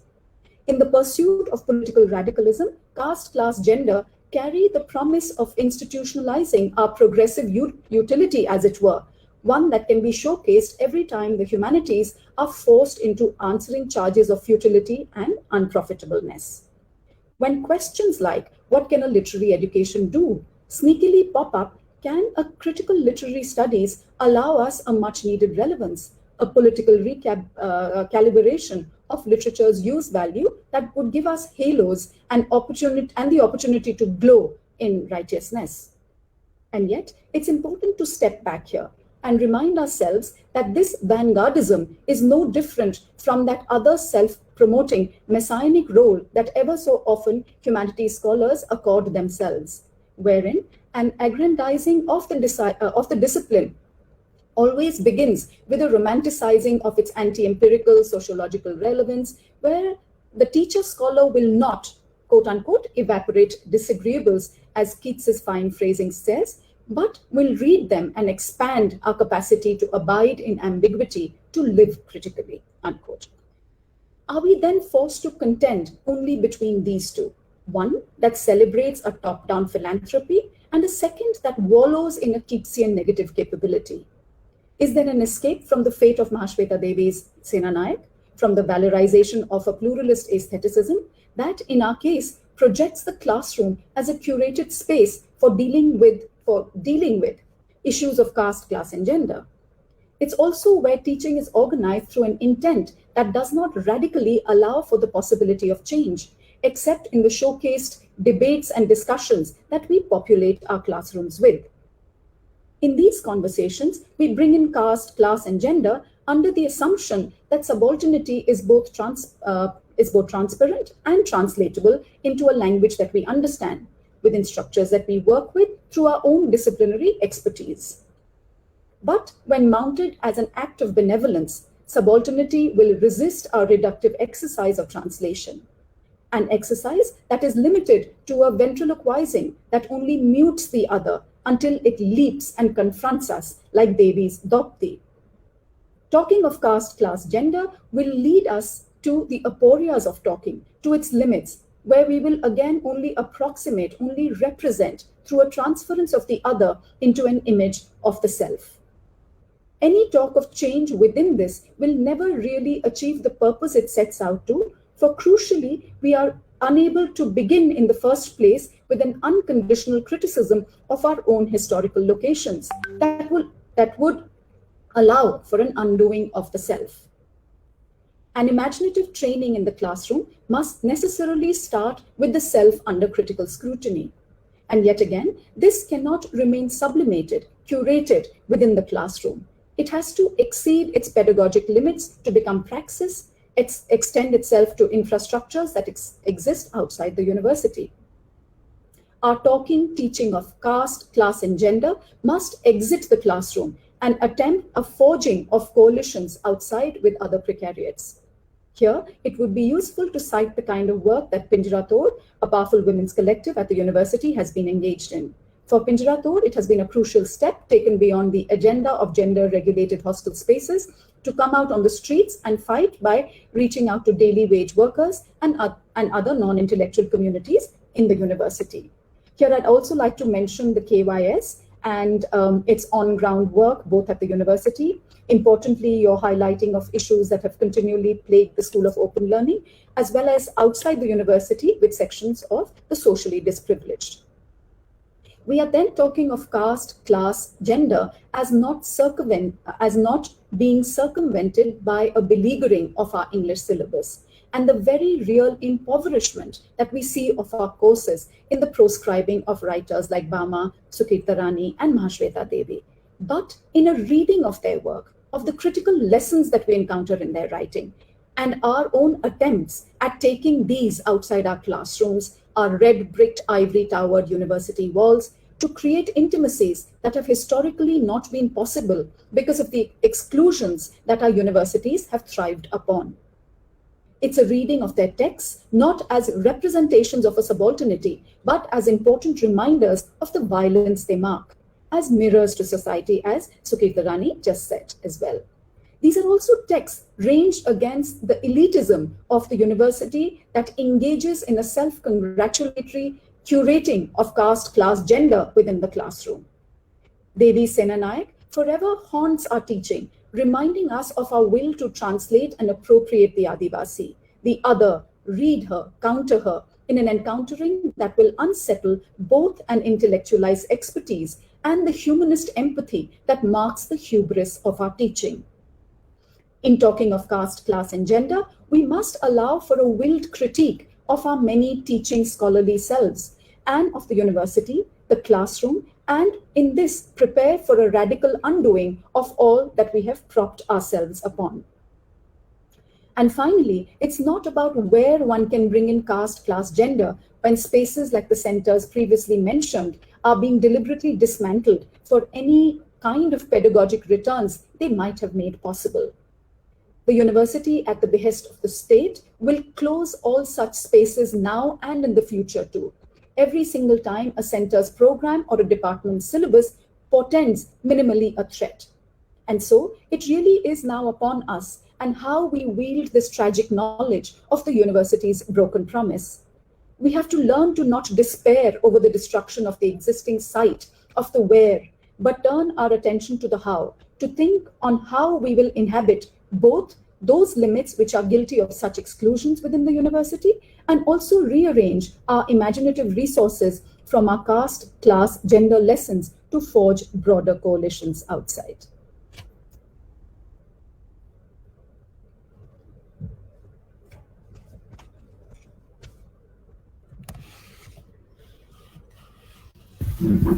Thank you so much, ma'am, for putting this entire issue into perspective and also revealing the underlying political framework behind any such decision. We would like to thank you for your struggle, which is not just academic, but also operates at a political level and continues to raise voices against instances of social injustice within public universities. Thank you. Next, I would like to invite Dr. Badri Raina to the panel. Dr. Badri Raina holds a PhD from University of Wisconsin-Madison. He taught at Kirodimal College and Arts faculty for over 4 decades. His notable publications include Raina's Ghalib, Dickens and the Dialectics of Growth, etc. He has authored 3 collections of poems and is a reputed columnist for several media publications, including The Wire, Delhi Zenith, and many others. Dr. Badri Raina is the former president of the Democratic Teachers Front and was an elected member of the DU Executive Council from 1992 to 1996. I would like to invite Badri sir to give his talk. Welcome, sir.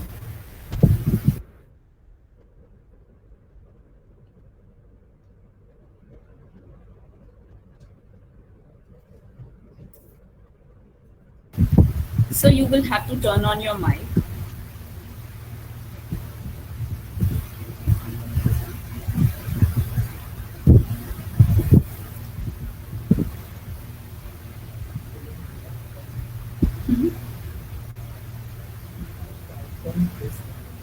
So there is a button that you will find on the bottom of the screen for the mic. You'll have to click it.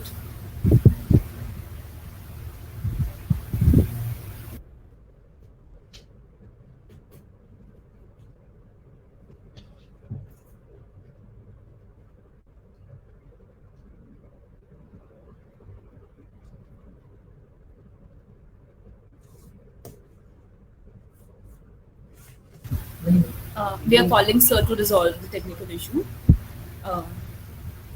Kindly have patience. We'll be back.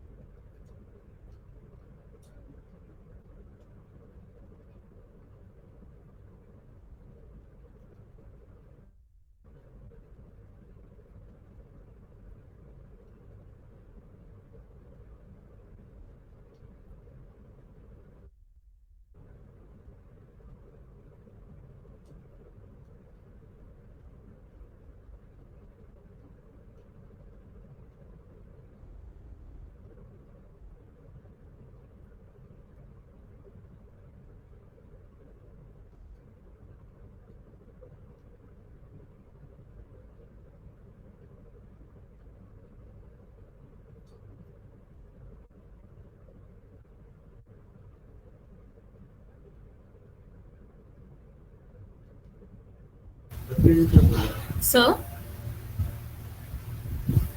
So you would have to click on an icon on your screen for the mic, because your mic is turned off right now.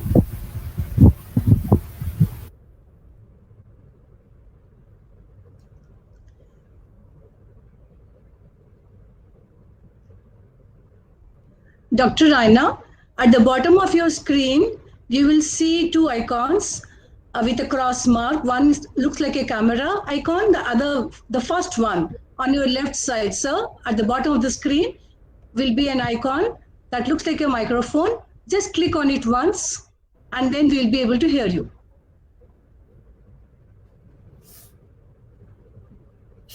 Hello. Yeah, thank you. Yeah, now. Yes, sir, we can hear you now. Hello. Yes, sir, you're audible. Oh, you can. Nalini, how much time do I have? Hello. Sir, you can speak for 20 minutes or so. Hello. Sir, you can speak for 20 minutes or so.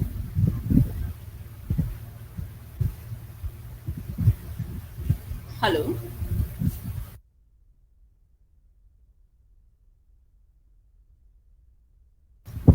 Can you hear me now? Yes, sir. So you can speak for 20 minutes from now.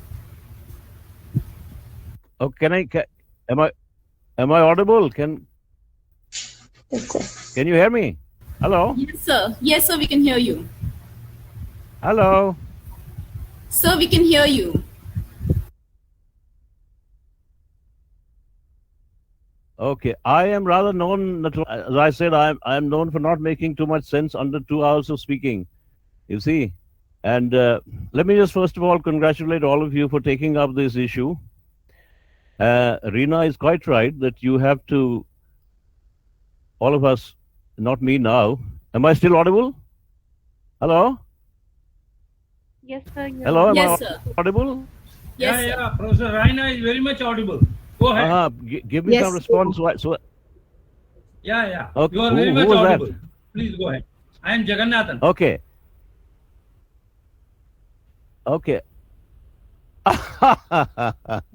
How like you. Yeah, surprised to hear me. Anyway, I mean, first of all, let me say thank you for inviting me in. It was very educative to listen to all the presentations that were made. Very quickly, Reena, I think, made a very good point about how we need to unravel the academy and exit, as she said, the classroom. I would say exit the academy as well. As is very well known, to make an obvious point, academies are instruments of states. Some states use them for liberating, and some states use them for oppressing. Depends upon the nature of the state. The state endemically is a repressive instrument, as we know. So your discussion took me back to another time when attack on the economic syllabus, and it was decided by the dons that they would throw out economic systems. And as Reena suggested, these things are indubitably linked to broader ideological concerns of the state. The idea of throwing out systems was to throw out that ideological understanding. Different systems work for different kinds of states. And therefore, whatever there was theoretical in that syllabus was sought to be thrown out, and the syllabus was sought to be brought in line with what Horkheimer and Adorno, in a magnificent book in 1947, I wish all of you would see that if you haven't seen it, called The Dialectic of Enlightenment, in which, as far back as that time, they suggested how out of liberal capitalism itself would emerge a magisterial class that would master technologies which would be incomprehensible to most people, and these would become dominating forces of oppression. We are living that now, beginning with the mobile phone. As I said, there's a whole world of thought in my head. I don't know how much I can cover, but I'm very bad for bullet points. I'll do the best I can. Now, as I said, academies and syllabi are meant to foreground certain histories and to suppress other histories. For example, when I went to America, I discovered that nobody had heard of Howard Zinn's book called A Popular History of America, in which, for example, he cites letters from Abraham Lincoln to the southern states saying, you know, you keep all the slaves you want, but don't secede. And how the whole anti-abolitionist movement was at bottom directed at finding cheap labor for the industrial North. How many people know that Washington and Jefferson were slave owners? We're not supposed to know such things. And they were bred on the best writings of the French philosophers, mind you. Similarly, how many of you know that Mr. Yale and Mr. Rhodes made their piles from transatlantic slave trade? Not many people. I haven't uncovered anybody there who knows this, including those who find scholarships from Rhodes and, and scholarships to Yale and so on. They're not told these things. So this is the history. Some of this I've covered in a book called The Underside of Things, which was published in 2012. Anyway, that's beside the point. Now, I think that as to the subject in hand, I don't know if you have had the opportunity to look at D.P. Chattopadhyay's work, especially Lokayat and Science and Society in Ancient India, in which, for example, he suggests how there was no mention of caste until 1000 BC in the Vedas, and it's only in the 10th mandala, last mandala of the Rig Veda, when India has become an agriculture-producing society, that you, for the first time, hear the mention of a varnashram, required now by the economic needs of a new social formation. And you get a division of labor. That was suggested by, I think, one of the speakers. I am sorry, I forget your name. And so the important thing for us is not simply to look at the products, but the processes which produce the products. Exactly as we make recipes and look at recipes when we cook dishes. We don't look at the finished dishes only. We shouldn't, but we should look at the recipes. So Ambedkar, for example, tells us how what came to be called Hinduism. The word Hindu is for the first time mentioned in a 16th century Chaitanya text, by the way. And the word that was used until then and continues to be used by Brahmanism is Sanatana Dharma. Anyway, how diffuse a social formation this has been. For example, If you are in West Bengal, then you go to Ma Durga for remedying your problems. If you are in Uttar Pradesh, you go to Hanuman. If you are in Maharashtra, you go to Ganesh. But the one thing that is common to the Brahminical construction of Hinduism remains caste.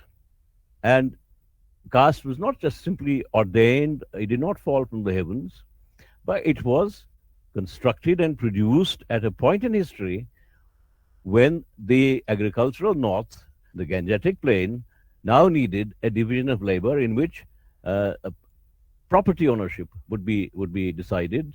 For example, what became the Brahman would now say that the surplus belongs to me. Why? Because I know the Divi Bhasha. What is the Divi Bhasha? Sanskrit. How do we know? You see, I know because I'm a Brahmin. I have this thing here going. I get my messages straight from heaven and so on and so forth. And other people do other kinds of works. And so we get a caste formation. Now, somebody talked about Periya's birthday being, the DMK is contemplating, celebrating this, that, and so on and so forth. And look at the great irony. The great irony is somebody already did suggest, I think, when I was listening, that today Tamil Nadu has become a very, very caste-ridden society. And unless we link up our analyses of social formations with, as somebody said, with what happens to productive mechanisms, what happens to modes, means, and forces of production in our lives. For example, if you go to look at that great book by Frederick Engels, Family, Property, State, Origin of the Family, Property, and State, you see how gender became necessarily the first face of class formation. How woman became the wage worker and man became the producer or the owner. You see, and from that time onwards, I remember actually within our own left discourse, for example, I remember I had occasion once to speak to the late comrade Surjit at a time when Brinda Karat resigned from the Central Committee on the issue that there were no women there, which was quite marvelous to see. And then many people said to me that you must write something about this. And so I wrote a 4-pager to Comrade Surjit. And I said, any Marxism that seeks to cognize women's oppressions exclusively in class terms is bound to fail. And I gave an example. I said, look at a construction site. Man and woman both working, picking up bricks and throwing them up and so on. And I said, look, who is holding the child? The woman. Who is getting what wages? Then when they go to the jugi, he sprawls on the cot, and she begins to cook the meal. And if he burns the meal, then he gets up and bashes her. Same class. And so there is a lot of thinking to be done about these matters. But one should be outraged. One should not be surprised, though, by this kind of syllabus change. What interested me when I was reading, when you sent this to me, was somebody talking about the need for observing ethics and culture, which is quite amusing, really, marvelously amusing. Okay, you are raped. Okay, you're gang raped. Okay, you suffer a custodial rape by people in khaki, but you must learn to speak in civil tones about the rapist. You see? And this reminds me of a little legend that concerns the mystic rebel poet of Kashmir, Lal Ded, that I hope you've heard of her.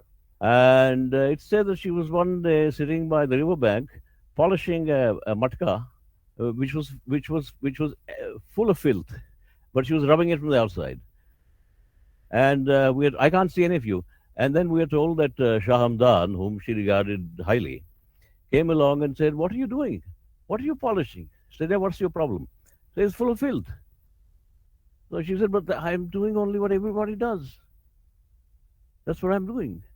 Don't put it in the syllabus. Let it be. Don't put it into the syllabus. Just rub the top. Exactly as people wash their Maruti garis and other kinds of cars in cities like Delhi. But if you tell them what is under the hood, they don't know what is under the hood. But everything must be polished. So there's a lot to be said about it. I would like to go back to what Reena said, unless we learn to de-academize the academy, to forge unities of a much broader kind, and this is a lesson that the left hasn't learned even now. I'm sorry to say, maybe they are now learning. I had occasion to write recently on the farmers thing, and I said, look, these people were once written down as a sack of potatoes. Do you remember? And today they are the vanguard. Today they are offering us a class consciousness which is far ahead of the organized working class, it seems, whose character, of course, has been changed so drastically by technology. That is to be understood, of course. And so we have to be always looking to forming new vanguards, new combinations, and not thinking that unless what we aspire for happens tomorrow, day after, next year, or 2 years later, we will do nothing. That is the worst thing you can do. A democratic revolution, a democratic movement must all, and without knowing that 300 years after that, because of his work, we would be flying the aircraft, which would not fall. So in our moment of history, we have to understand what is the primary antagonism we suffer, and what are its connections, its connectives, its ramifications, its networking, and where can we do our best work. And this of course cannot be done unless we disseminate knowledge, knowledge of a very factual kind, analyzed kind, and that is why I am not so skeptical about the need for writing, whether it's academic writing or journalistic writing or opinion making writing. Because after all, remember that debate between Benjamin and Adorno about how we should treat the media. Adorno talked about negative dialectics, that we should make our reading as difficult as possible, as inaccessible as possible to the commercial classes, so that we are not in call. And Benjamin arguing that no, we must learn how to use the media. And if there's anybody who has learned that is the BJP. They know how to use the media. So whatever instruments are available to us, these unities need to be forged without possessiveness. Without saying that, unless we are at the helm, we will do nothing. Unless we are the decision makers, we'll do nothing. But to understand what are the various axes of oppression. For example, if you simply say class, it doesn't get you very far.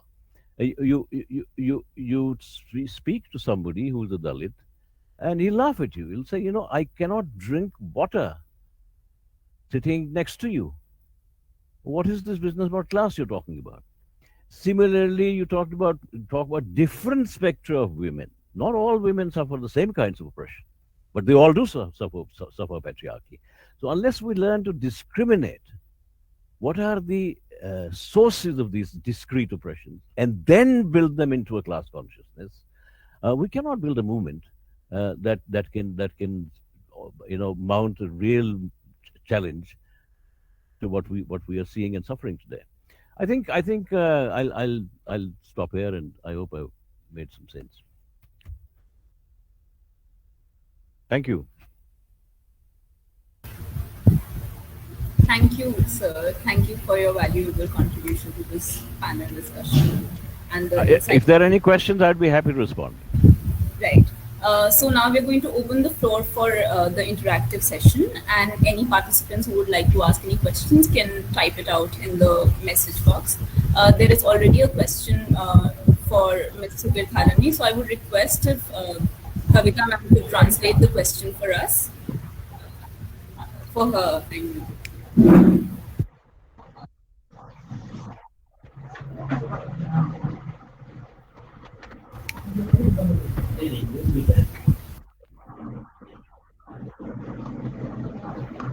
Kavitha வர்றீங்களா? முடிஞ்சிச்சு session, வாங்க.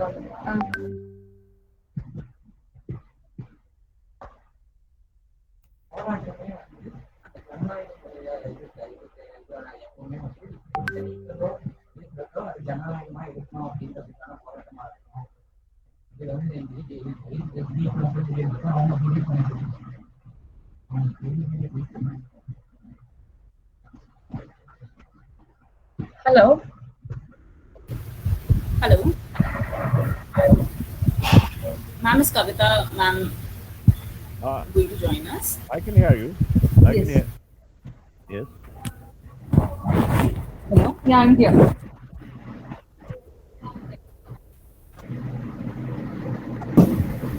I will read the question out for the participants.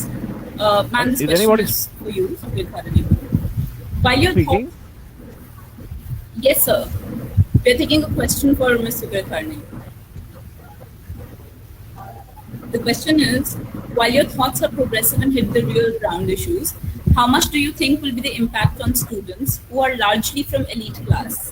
Yet I appreciate your poems being part of the syllabus. Don't you think the fight should be to ensure democratic forum to include or not include any text or poem in the syllabus? Sugi, hello. அதாவது அவர் கவிதா சொல்லுங்க. Jeganathan D என்ன கேட்டிருக்காருன்னா, உங்களுடைய கருத்துக்கெல்லாம் ரொம்ப முற்போக்கா இருக்கு, முக்கியமான விஷயங்களை பேசுது. ஆனா இது எந்த அளவுக்கு இப்ப படிக்க வர மாணவர்கள்ல பெரும்பாலானவர்கள் வந்து என்ன சொல்றது, ஒரு எலிட் மேல்தட்டு வகுப்பை சேர்ந்தவர்களா இருக்காங்க. அவர்கள் மேல் இது எந்த அளவுக்கு தாக்கத்தை ஏற்படுத்தும், அது ஒரு கேள்வி. அதோட ரெண்டாவது வந்து என்ன சொல்றாருன்னா, உங்களுடைய கவிதைகள் வந்து சிலபஸ்ல இருந்தது ரொம்ப முக்கியமான விஷயம் தான். ஆனா the fight should be to ensure democratic forum. ஆனா ஆமா, இப்ப கவிதைகள் இருந்தது ரொம்ப முக்கியமான விஷயம். ஆனா அதை ஏற்கனவே நீங்க சொல்லிட்டீங்க, இந்த ப்ரொடெஸ்ட், இந்த ஃபைட் வந்து சிலபஸ்ல ஏதாவது include or I actually don't understand that part where he says the fight should be to ensure democratic forum to include or not include any text or poem in the syllabus. Can I speak, madam? Yeah. Can I speak? Yeah, please, yeah. Should I speak in Tamil or English? You allow me to speak in Tamil. Whatever, if you can speak in Tamil, Sugi will be able to answer. Yes. And then I can. Madam, ரொம்ப நன்றி. உங்களோட பேச்சை கேட்டு ரொம்ப சந்தோஷம் அடைந்தேன். என்னோட இரண்டாவது கேள்வி என்னவென்றால், இந்த சிலபஸ்ல ஒரு பாடம் இருக்கணுமா வேண்டாமான்னு நிச்சயிப்பது, டிசைட் பண்ணுவது டீச்சர்களாக இருக்க வேண்டும். டெல்லி யூனிவர்சிட்டியில் என்ன நடக்கிறதுனா, மேலேருந்து வாரியாக இதை டிசிஷன் பண்ணி சிலபஸை சேஞ்ச் பண்றாங்க. டெமோக்ராட்டிக் ஃபோரம்ல எல்லா டீச்சர்ஸும் உட்காந்து நாங்க இந்த பாடத்தை நடத்தணுமா கூடாதான்ற விவாதம் தான் ரொம்ப முக்கியம் என்று நினைக்கிறேன். That's all my question. Translate. It's the same as Can what you translate the question, please? Yeah. Can you translate the question? Kavitha, அவர் என்ன கேள்வி? Hello. Yeah, basically what he's put in the chat box, that's what he said in Tamil. Could you try? இல்ல, கேள்வி குறிப்பா அவர் கேட்ட சொல்லுங்க. அவர் கரெக்ட்டா சொல்றாரு. I will read his question. I will read the question. While your thoughts are progressive and hit the real ground issues, yes. How much do you think will be the impact on students who are largely from elite class? Yet I appreciate your poems being a part of the syllabus. Don't you think that the fight should be to ensure democratic forum to include or not include any text or poem in the syllabus? Ms. Sukhir Tharani, if you could answer. அதான் சுகி, நீங்க வந்து இது சொல்லுங்க. ஆக்சுவலா கவிதா, அது क्वेश्चनவே இல்ல. முதல்ல கேக்குறாருல்ல, என்ன கேக்குறாரு? முதல்ல சொல்றாருல்ல, இந்த ஸ்டூடண்ட்ஸ் வந்து பெரும்பான்மையானவர்கள் மேல்தட்டு வகுப்பை சேர்ந்தவங்களா இருக்காங்க, எலிட்டா இருக்காங்க, அது சொல்லுங்க. அவர்களை எப்படி உங்க கவிதை எப்படி அவர்களுக்கு மேல ஒரு தாக்கம் செலுத்த முடியும்னு எதிர்பார்க்கறீங்க அப்படின்னு கேக்குறாரு. அது ஒரு கேள்வி மட்டும் சொல்றேன். சரி, ஜெகநாதன் அவர்களுக்கு நன்றி. என்னுடைய கருத்துக்களை வந்து மிகவும் கூர்ந்து கவனித்திருக்கிறார். அந்த வகையில ஜெகநாதன் அவர்களுக்கு நன்றியை தெரிவித்துக் கொள்கிறேன். அவர் சொல்ற ஒரு பாயிண்ட் என்னன்னா, படிக்கிறவங்க எல்லாமே மேல்தட்டு மாணவர்கள் தான் படிக்கிறாங்க அப்படின்னு சொல்றாரு. ஆனா அது என்னை பொறுத்த வரைக்கும் அப்படி நம்ம வந்து வரையறுக்க முடியாதுன்னு தான் தோணுது. ஏன்னா எல்லாருமே படிக்கிறாங்க. மாணவர்கள் வந்து ஒடுக்கப்பட்ட மார்ஜினலைஸ்டு விளிம்பு நிலையிலிருந்து முதல் தலைமுறை மாணவர்கள் நிறைய பேர் படிக்க வந்திருக்கிறாங்க. அதனால வந்து வெறும் எலைட் ஸ்டூடெண்ட் மட்டும் தான் படிக்கிறாங்க அப்படின்னு எல்லாம் சொல்லிடவே முடியாது. நீங்க வந்து கலை படிப்பு, இலக்கியம் சார்ந்த படிப்புகள், பொலிட்டிக்கல் சயின்ஸ், அதுக்கப்புறம் வந்து ஆர்ட் குரூப், இதெல்லாம் படிக்கிறவங்க வந்து பாத்தீங்கன்னா நிறைய பேர் வந்து உங்களுக்கு வந்து ஒடுக்கப்பட்ட சமூகத்திலிருந்து வரக்கூடிய மாணவர்கள், விளிம்பு நிலை மாணவர்கள் எல்லாமே படிக்க ஆரம்பிச்சிருக்காங்க. அப்ப அவங்கள வந்து எங்களுடைய எழுத்துக்கள் அதுல நாங்க வந்து அவங்களுக்கு முந்தைய தலைமுறைன்னு கூட நம்ம சொல்லலாம்ல. இப்ப எங்களுடைய எழுத்துக்கள் வந்து ஒடுக்கப்பட்ட மக்களுடைய வாழ்வியலை, வாழ்க்கையை பேசுகின்ற ஒன்றாக இருக்கிறது. பொலிட்டிக்கலா இருக்குல்ல, அந்த விஷயங்களை வந்து ஒடுக்கப்பட்ட மாணவர்களே வந்து மீண்டும் படிப்பதற்கான ஒரு வாய்ப்பு இல்லையா? நீங்க தனிப்பட்ட முறையில எங்களுடைய படைப்புகளை படிக்கிறது அப்படின்றது வேறு, அது வேறு விதமான தாக்கங்களை ஏற்படுத்தும். ஆனா பல்கலைக்கழகங்கள்ல பாடமா வைக்கும் பொழுது அது வேறு விதமான தாக்கத்தை ஏற்படுத்தும். இப்ப விமன்ஸ் ரைட்டிங்ல வந்து பாமா, சுகிதரணி, மகாஸ்வேதா தேவியினுடைய படைப்புகள் வருது. அது வந்து கம்பல்சரியா, அந்த பேப்பர் வந்து கம்பல்சரியா மாற்றப்பட்டிருக்குல்ல. அதுக்கு முன்னாடி ஆப்ஷனலா இருந்தது, கம்பல்சரின்னு மாற்றப்பட்டிருக்குல்ல. அப்ப எல்லாருமே படிச்சாக வேண்டிய ஒரு சூழல் இருக்கு. அது எலைட் ஸ்டூடெண்டோ இல்ல மேல்தட்டு, அப்படி சொல்றதே எனக்கு விருப்பமே இல்லை. மேல்தட்டு ஸ்டூடெண்ட், கீழ்த்தட்டு ஸ்டூடெண்ட் சொல்றது எனக்கு உடன்பாடே இல்லை. அப்ப எல்லாருமே படிக்க வேண்டிய சூழல் ஏற்படுதுல்ல. அப்ப நீங்க வந்து இந்துத்துவத்தோடு, மதத்தோடு தொடர்புடைய மாணவர்கள் அல்லது பொது புத்தியோடு இணைந்திருக்கிற மாணவர்களை வந்து எங்களுடைய படைப்புகள் வந்து அவங்களுக்கு வந்து அது வந்து ஒரு அச்சத்தை ஏற்படுத்தும்ல. அப்படியே ஒட்டுமொத்தமா வந்து அந்த அடிப்படையில நம்ம பார்க்க முடியாது. பிறப்பின் அடிப்படையிலயும் ஒருத்தரை வந்து நீங்க பார்க்கவும் முடியாது. இப்ப வந்து நிறைய வந்து இவர்களும் வந்து பிராமணர்கள்லயும் நிறைய பேர் வந்து நம்ம வந்து சொல்றோம்ல, அவங்களுமே வந்து நிறைய பேர் வந்து சாதியத்திற்கு எதிரா இல்லாம, சாதிய ஆதரவாளர்களா இல்லாம சாதியத்திற்கு வந்து எதிராகவும் இருந்துட்டு இருக்கிற அந்த நிலைமையும் நம்ம பாக்குறோம்ல. அதனால பிறப்புன்றது வந்து அப்படி தீர்மானிக்க முடியாது. நீங்க மேல்தட்டு எலைட் ஸ்டூடெண்ட் அப்படின்னு சொல்றோம், அதுலயுமே வந்து இந்த கழக குரலுக்கு இல்ல எங்களுடைய படைப்புகளுக்கு ஆதரவா இருக்கக்கூடிய மனநிலை இருக்கக்கூடிய மாணவர்களும் நிறைய பேர் உண்டு. நம்ம அப்படி வகைப்படுத்த முடியாது அப்படின்னு தான் நான் பாக்குறேன். அதனால வந்து நீங்க எல்லா தரப்பு மாணவர்களையும் வந்து இந்த படைப்புகள் வந்து ஒரு பாதிப்பை ஏற்படுத்து, அது எதிர்மறையாவோ இல்ல வந்து நேர்மறையான பாதிப்புகளை ஏற்படுத்தல. அப்ப எதிர்மறையான பாதிப்புகள் ஏற்படுத்தக்கூடிய போதுதான் இப்படியான புறக்கணிப்புகள் பல்கலைக்கழகங்களுக்கு நடக்குது. ரெண்டாவது வந்து அவர் சொல்ற விஷயத்த நான் புரிஞ்சுக்கிறேன். நீங்க வந்து ஒரு விமன்ஸ் ரைட்டிங் இல்லைன்னா ஆங்கில துறையில ஒரு பாடத்திட்டத்தை கொண்டு வந்திருக்காங்கன்னா அந்த பாடத்திட்டத்தை ஃப்ரேம் பண்றதுக்கு இல்ல இப்ப இருக்கிற அந்த கரிக்குலம் அந்த ஃப்ரேம்க்கு வர்றதுக்கு கிட்டத்தட்ட ஒரு 20-30 ஆண்டுகள் வந்து உழைச்சிருக்காங்க. பின்னாடி அகடமிஷியன் உழைச்சிருக்காங்க, ப்ரொஃபசர்ஸ் உழைச்சிருக்காங்க, கல்வியாளர்கள் உழைச்சிருக்காங்கல்ல இந்த செட்டப் கொண்டு வர்றதுக்கு. நிறைய டிரான்ஸ்லேஷன் பண்ணிருக்கிறாங்க. அந்த மாதிரி இப்போ அப்படி கொண்டு வந்து வைக்கப்பட்ட அந்த படைப்பை வந்து விளக்குவதன் மூலம் அல்லது நீக்குவதன் மூலம் அதுக்கு பின்னாடி உழைத்தவர்களுடைய பங்களிப்பை வந்து புறக்கணிக்கிறது, அதுவும் தொடர்ந்து பண்றாங்கல்ல. இப்படி நீக்குறது மூலம் படைப்புகளை மட்டும் நீக்கிறது கிடையாது. அப்ப இந்த ஆங்கில பிரிவுக்கு இந்த பாடத்திட்டம் வேணும், இந்த படைப்புகள் விமன்ஸ் ரைட்டிங் இல்லைன்னா வந்து மார்ஜினலைஸ் ரைட்டிங் இல்லைன்னா சபால்டன் ரைட்டிங் அந்த மாதிரி வைக்கிறாங்களா பேப்பர், அதை வந்து கொண்டு வரதுக்கு எவ்வளவு உழைச்சிருப்பாங்க பின்னாடி, அதையும் புறக்கணிக்கிற ஒரு விஷயமா தான் நான் பாக்குறேன். அப்ப இப்படியான உயர்கல்வி நிறுவனங்கள் வெறும் படைப்பாளிகளையும் படைப்புகளையும் மட்டும் நீக்கிறது இல்லை, அது பின்னாடி இருக்கிற உழைப்பையும் மறுதளிக்கிற அல்லது மறைக்கிற ஒன்றைதான் பாக்குறேன். இதையுமே நான் வந்து வன்மையா கண்டிக்கிறேன் Kavitha. Okay.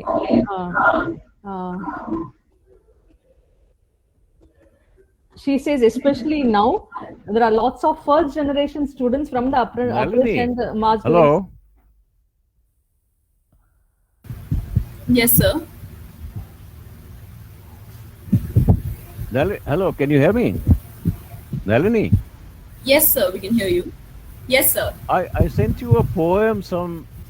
Can you read that? Would you like to read that? I can't read. It's called Betrayal. Okay, sir, I'll read that once. All right, sir, I'll read it next. Okay. Go ahead, ma'am. Okay, so Sugirtharani says there are, especially now, there are many first generation students from marginalized and oppressed communities who come to, and lots of students who study literature, politics, and they take arts group. So she says she belongs to the previous generation. So when she speaks about the lives of the marginalized communities and oppressed in her works, and when it's in the syllabus, the students are able to kind of relate to it. But even otherwise, she says she doesn't agree with this categorization of elite, or upper class or lower class.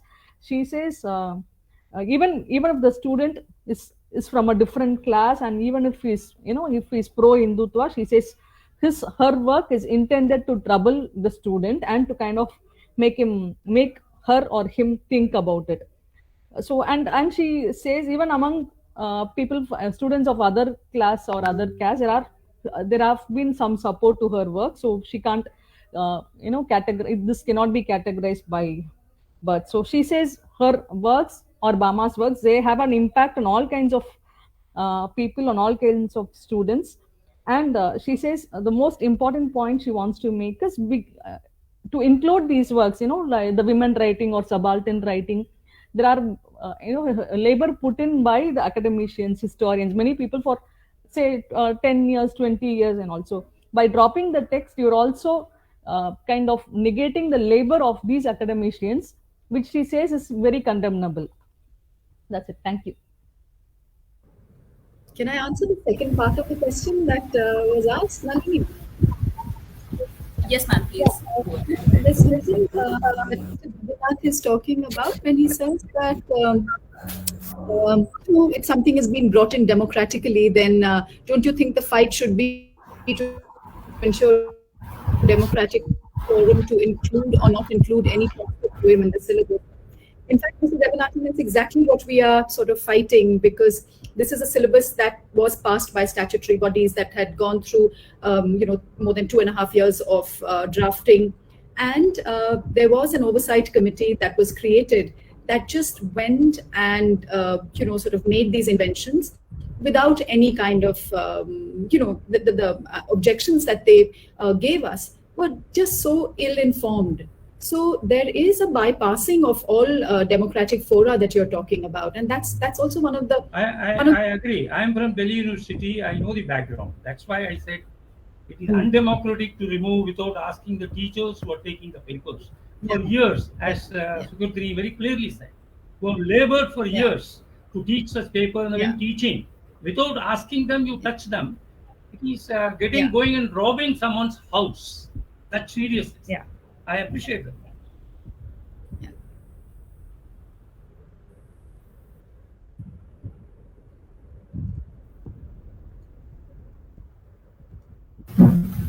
Before we proceed May I just share something with you? Before I proceed to the next question, Badri sir, can I read your poem?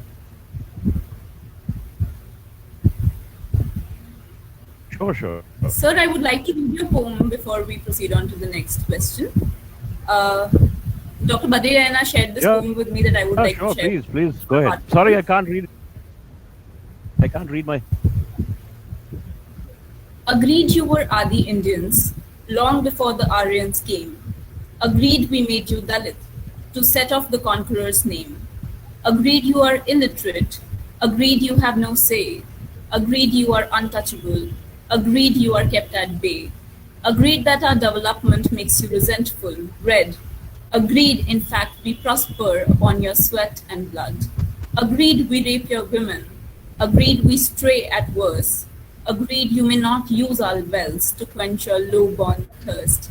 Agreed our constitution is ours and ours alone. Agreed our hallowed temples will not let you in. Agreed your land, your forest, we grab, we chop, we burn. Agreed our banks, our markets will never serve your turn.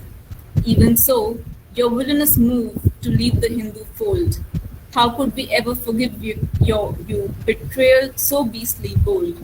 Go tell these priests who dupe you that all plants, animals, men were created Sanatan Hindus the minute the world begins. Do you then prefer Christian ease to family atrocity? How traitorous, how ungodly can this world of vermin be? This poem was published in The Modest Proposal and Other Rhymes of the Time. Thank you for sharing it with us, sir. Sir, there is a question for you from one of our participants. I will read it out. Thank you. We do share spaces in public transport, restaurants, etc. Why does this discrimination still persist? And removing it from syllabi, don't you think students are deprived of knowledge of such struggles of their fellow students? This is a question for you from our participant. The answer Resounding yes. What else is there to say? Of course. I mean, you see, I think it'd be very interesting to instructive, I think, to study race relations in America in conjunction with, and you will get parallels that are mind-boggling parallels. The point is, okay, can you give me 5 minutes? Hello? Hello. Hello? Can you give me 5 minutes? Yes, sir. Can you give me 5 minutes? Yes, sir. Okay. You see, Yes, sir. In one sense, the history of the world the history of the world can be cognized as the history of the progress of the idea of democracy. Imagine a time when we were hunting gathering, and because when more than 2 people, 3 people come together, then the question that arises is, who is to be obeyed? Who has the authority? In hunting gathering, well, I killed 4 lions, so I am kinds of things. Listen to me. I'm stronger. Listen to me. You move from there to the Civil War and Parliament and so on, and Privy Council first, in fact, then Parliament and so on. You then move from there to the French Revolution and the notion of fraternity, equality, and liberty, which never existed before. If you look at world history before the French Revolution, you will find that the normative ideology was inequality, except perhaps in Buddhism. One exception of Buddhism. The normal thing, the natural thing, was to say that people are meant to be unequal. Now, from there, you move to the bourgeois revolutions of France, of other countries. Then you move to the notion of franchise. Then you move to the notion of who should have the franchise. And you carry on that history to a point where women, for the first time, get their vote in New Zealand in 1890-something, you see. And women in many Western countries get the right to vote after India becomes independent. And look at the civil rights movement, 1965, after they had first been granted the right to vote, after the end of the Civil War, through what happened through the Reconstruction and so on and so forth. Now, this is the story of democracy. And this is the story of human struggle. It's the story of human struggle. It's so vast that we sometimes are not able to encapsulate this in our own minds. We look at in front of us and think that this is happening for the first time, or this is happening only to us and so on. That's not the case. That's why I said when you think of all those other kinds of struggles and movements, then you begin to see yourself in a context and begin to see what was done then and what are the best things we can do now. And to Jagannathan's point that I was making earlier also when I spoke, which is that unless you constantly broaden the ambit of struggle, you are doomed to be left in the margins, to be peripheralized, if you like, and then to be dismissed. And therefore, in these movements, it will not do for us to say all or nothing. Either these movements must give us all, or we'll take nothing. That is not the way the democracy works. As for our solutions and so on and so forth, the less said, the better. Less said, the better. I have no faith in those kinds of things, and I think that they give oppressive states just the proper cause and reason to beat the hell out of you, and you achieve nothing. And it is also true. Let me say, it is also true that revolutions tend to eat their own children. So democratic revolutions have to be humanist. They have to be based on a very broad platform of tolerance and accommodation. And it is incremental. It is incremental. I don't think this idea of jumping to the telos all of a sudden, one Saturday night, it actually works or has ever worked. But if we incorporate our understanding of all those many other struggles and histories, then we are on a course where we can push back repressive states and repressive formation. Thank you, sir. Thank you. I think the best thing to do is for people like me who talk about people who talk about these things to begin democratizing at home. I would like to see more and more husbands and men in the houses who do the housework. And 10 children.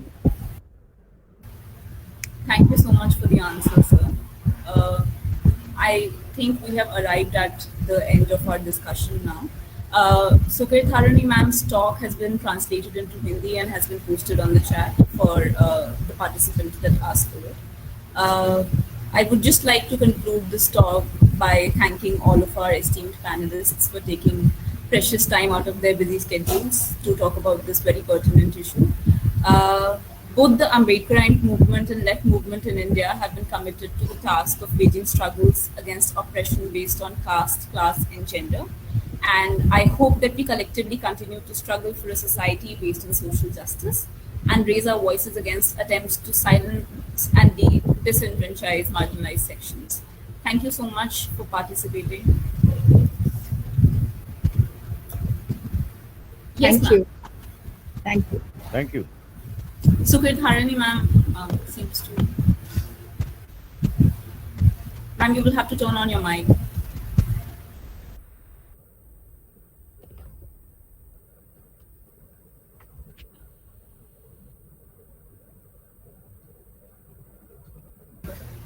Ma'am, you will have to turn on your mic.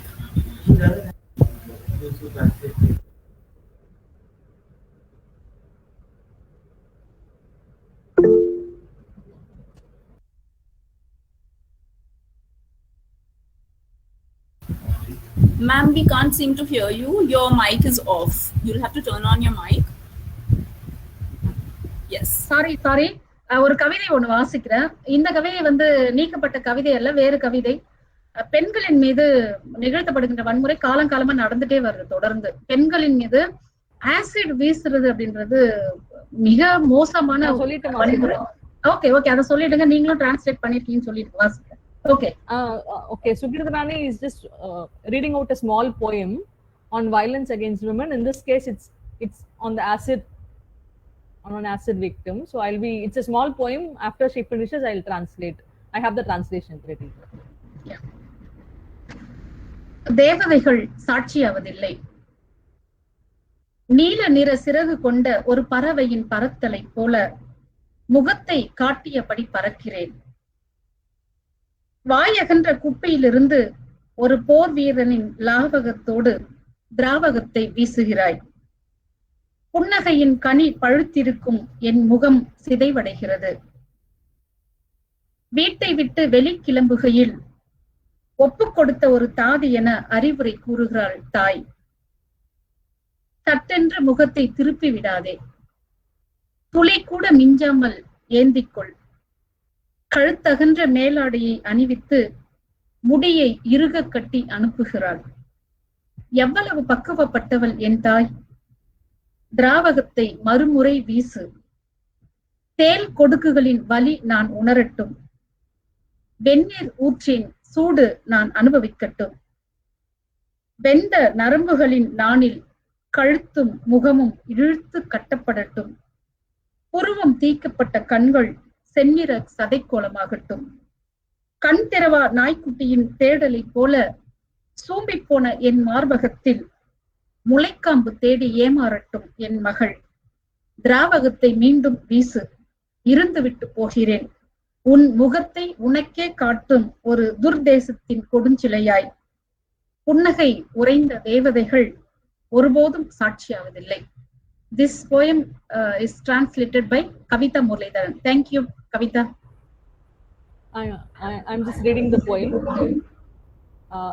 Angels bear no witness. Like the flight of a blue-winged bird, I walk, flaunting my visage. From a wide mouth vial, with the deftness of a soldier, you throw the acid.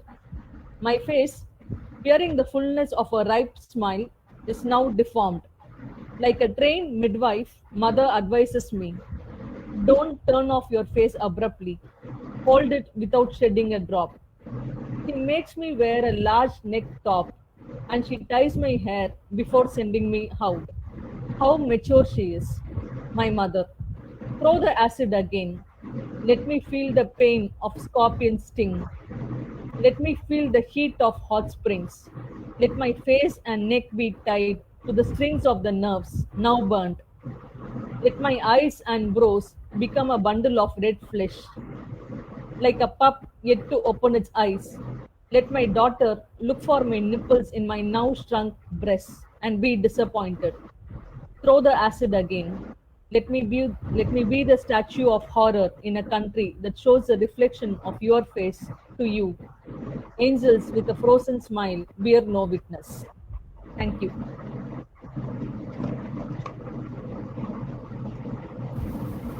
Once again, I would like to thank all of our speakers. Thank you, Sukir Tharani ma'am, for sharing that poem with us. All the participants, thank you for your patience, and you can contact us on the email ID and the contact numbers that are given in the chat box. And we'll keep you updated about any upcoming discussions. Thank you so much, everyone. Good evening.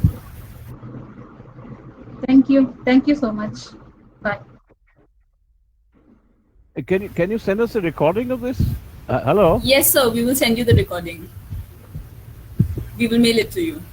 Hello, can you send us a recording? Yes, Okay, sir. We okay. will mail it to you. Thank you. Okay, thank you. This is most instructive. Okay.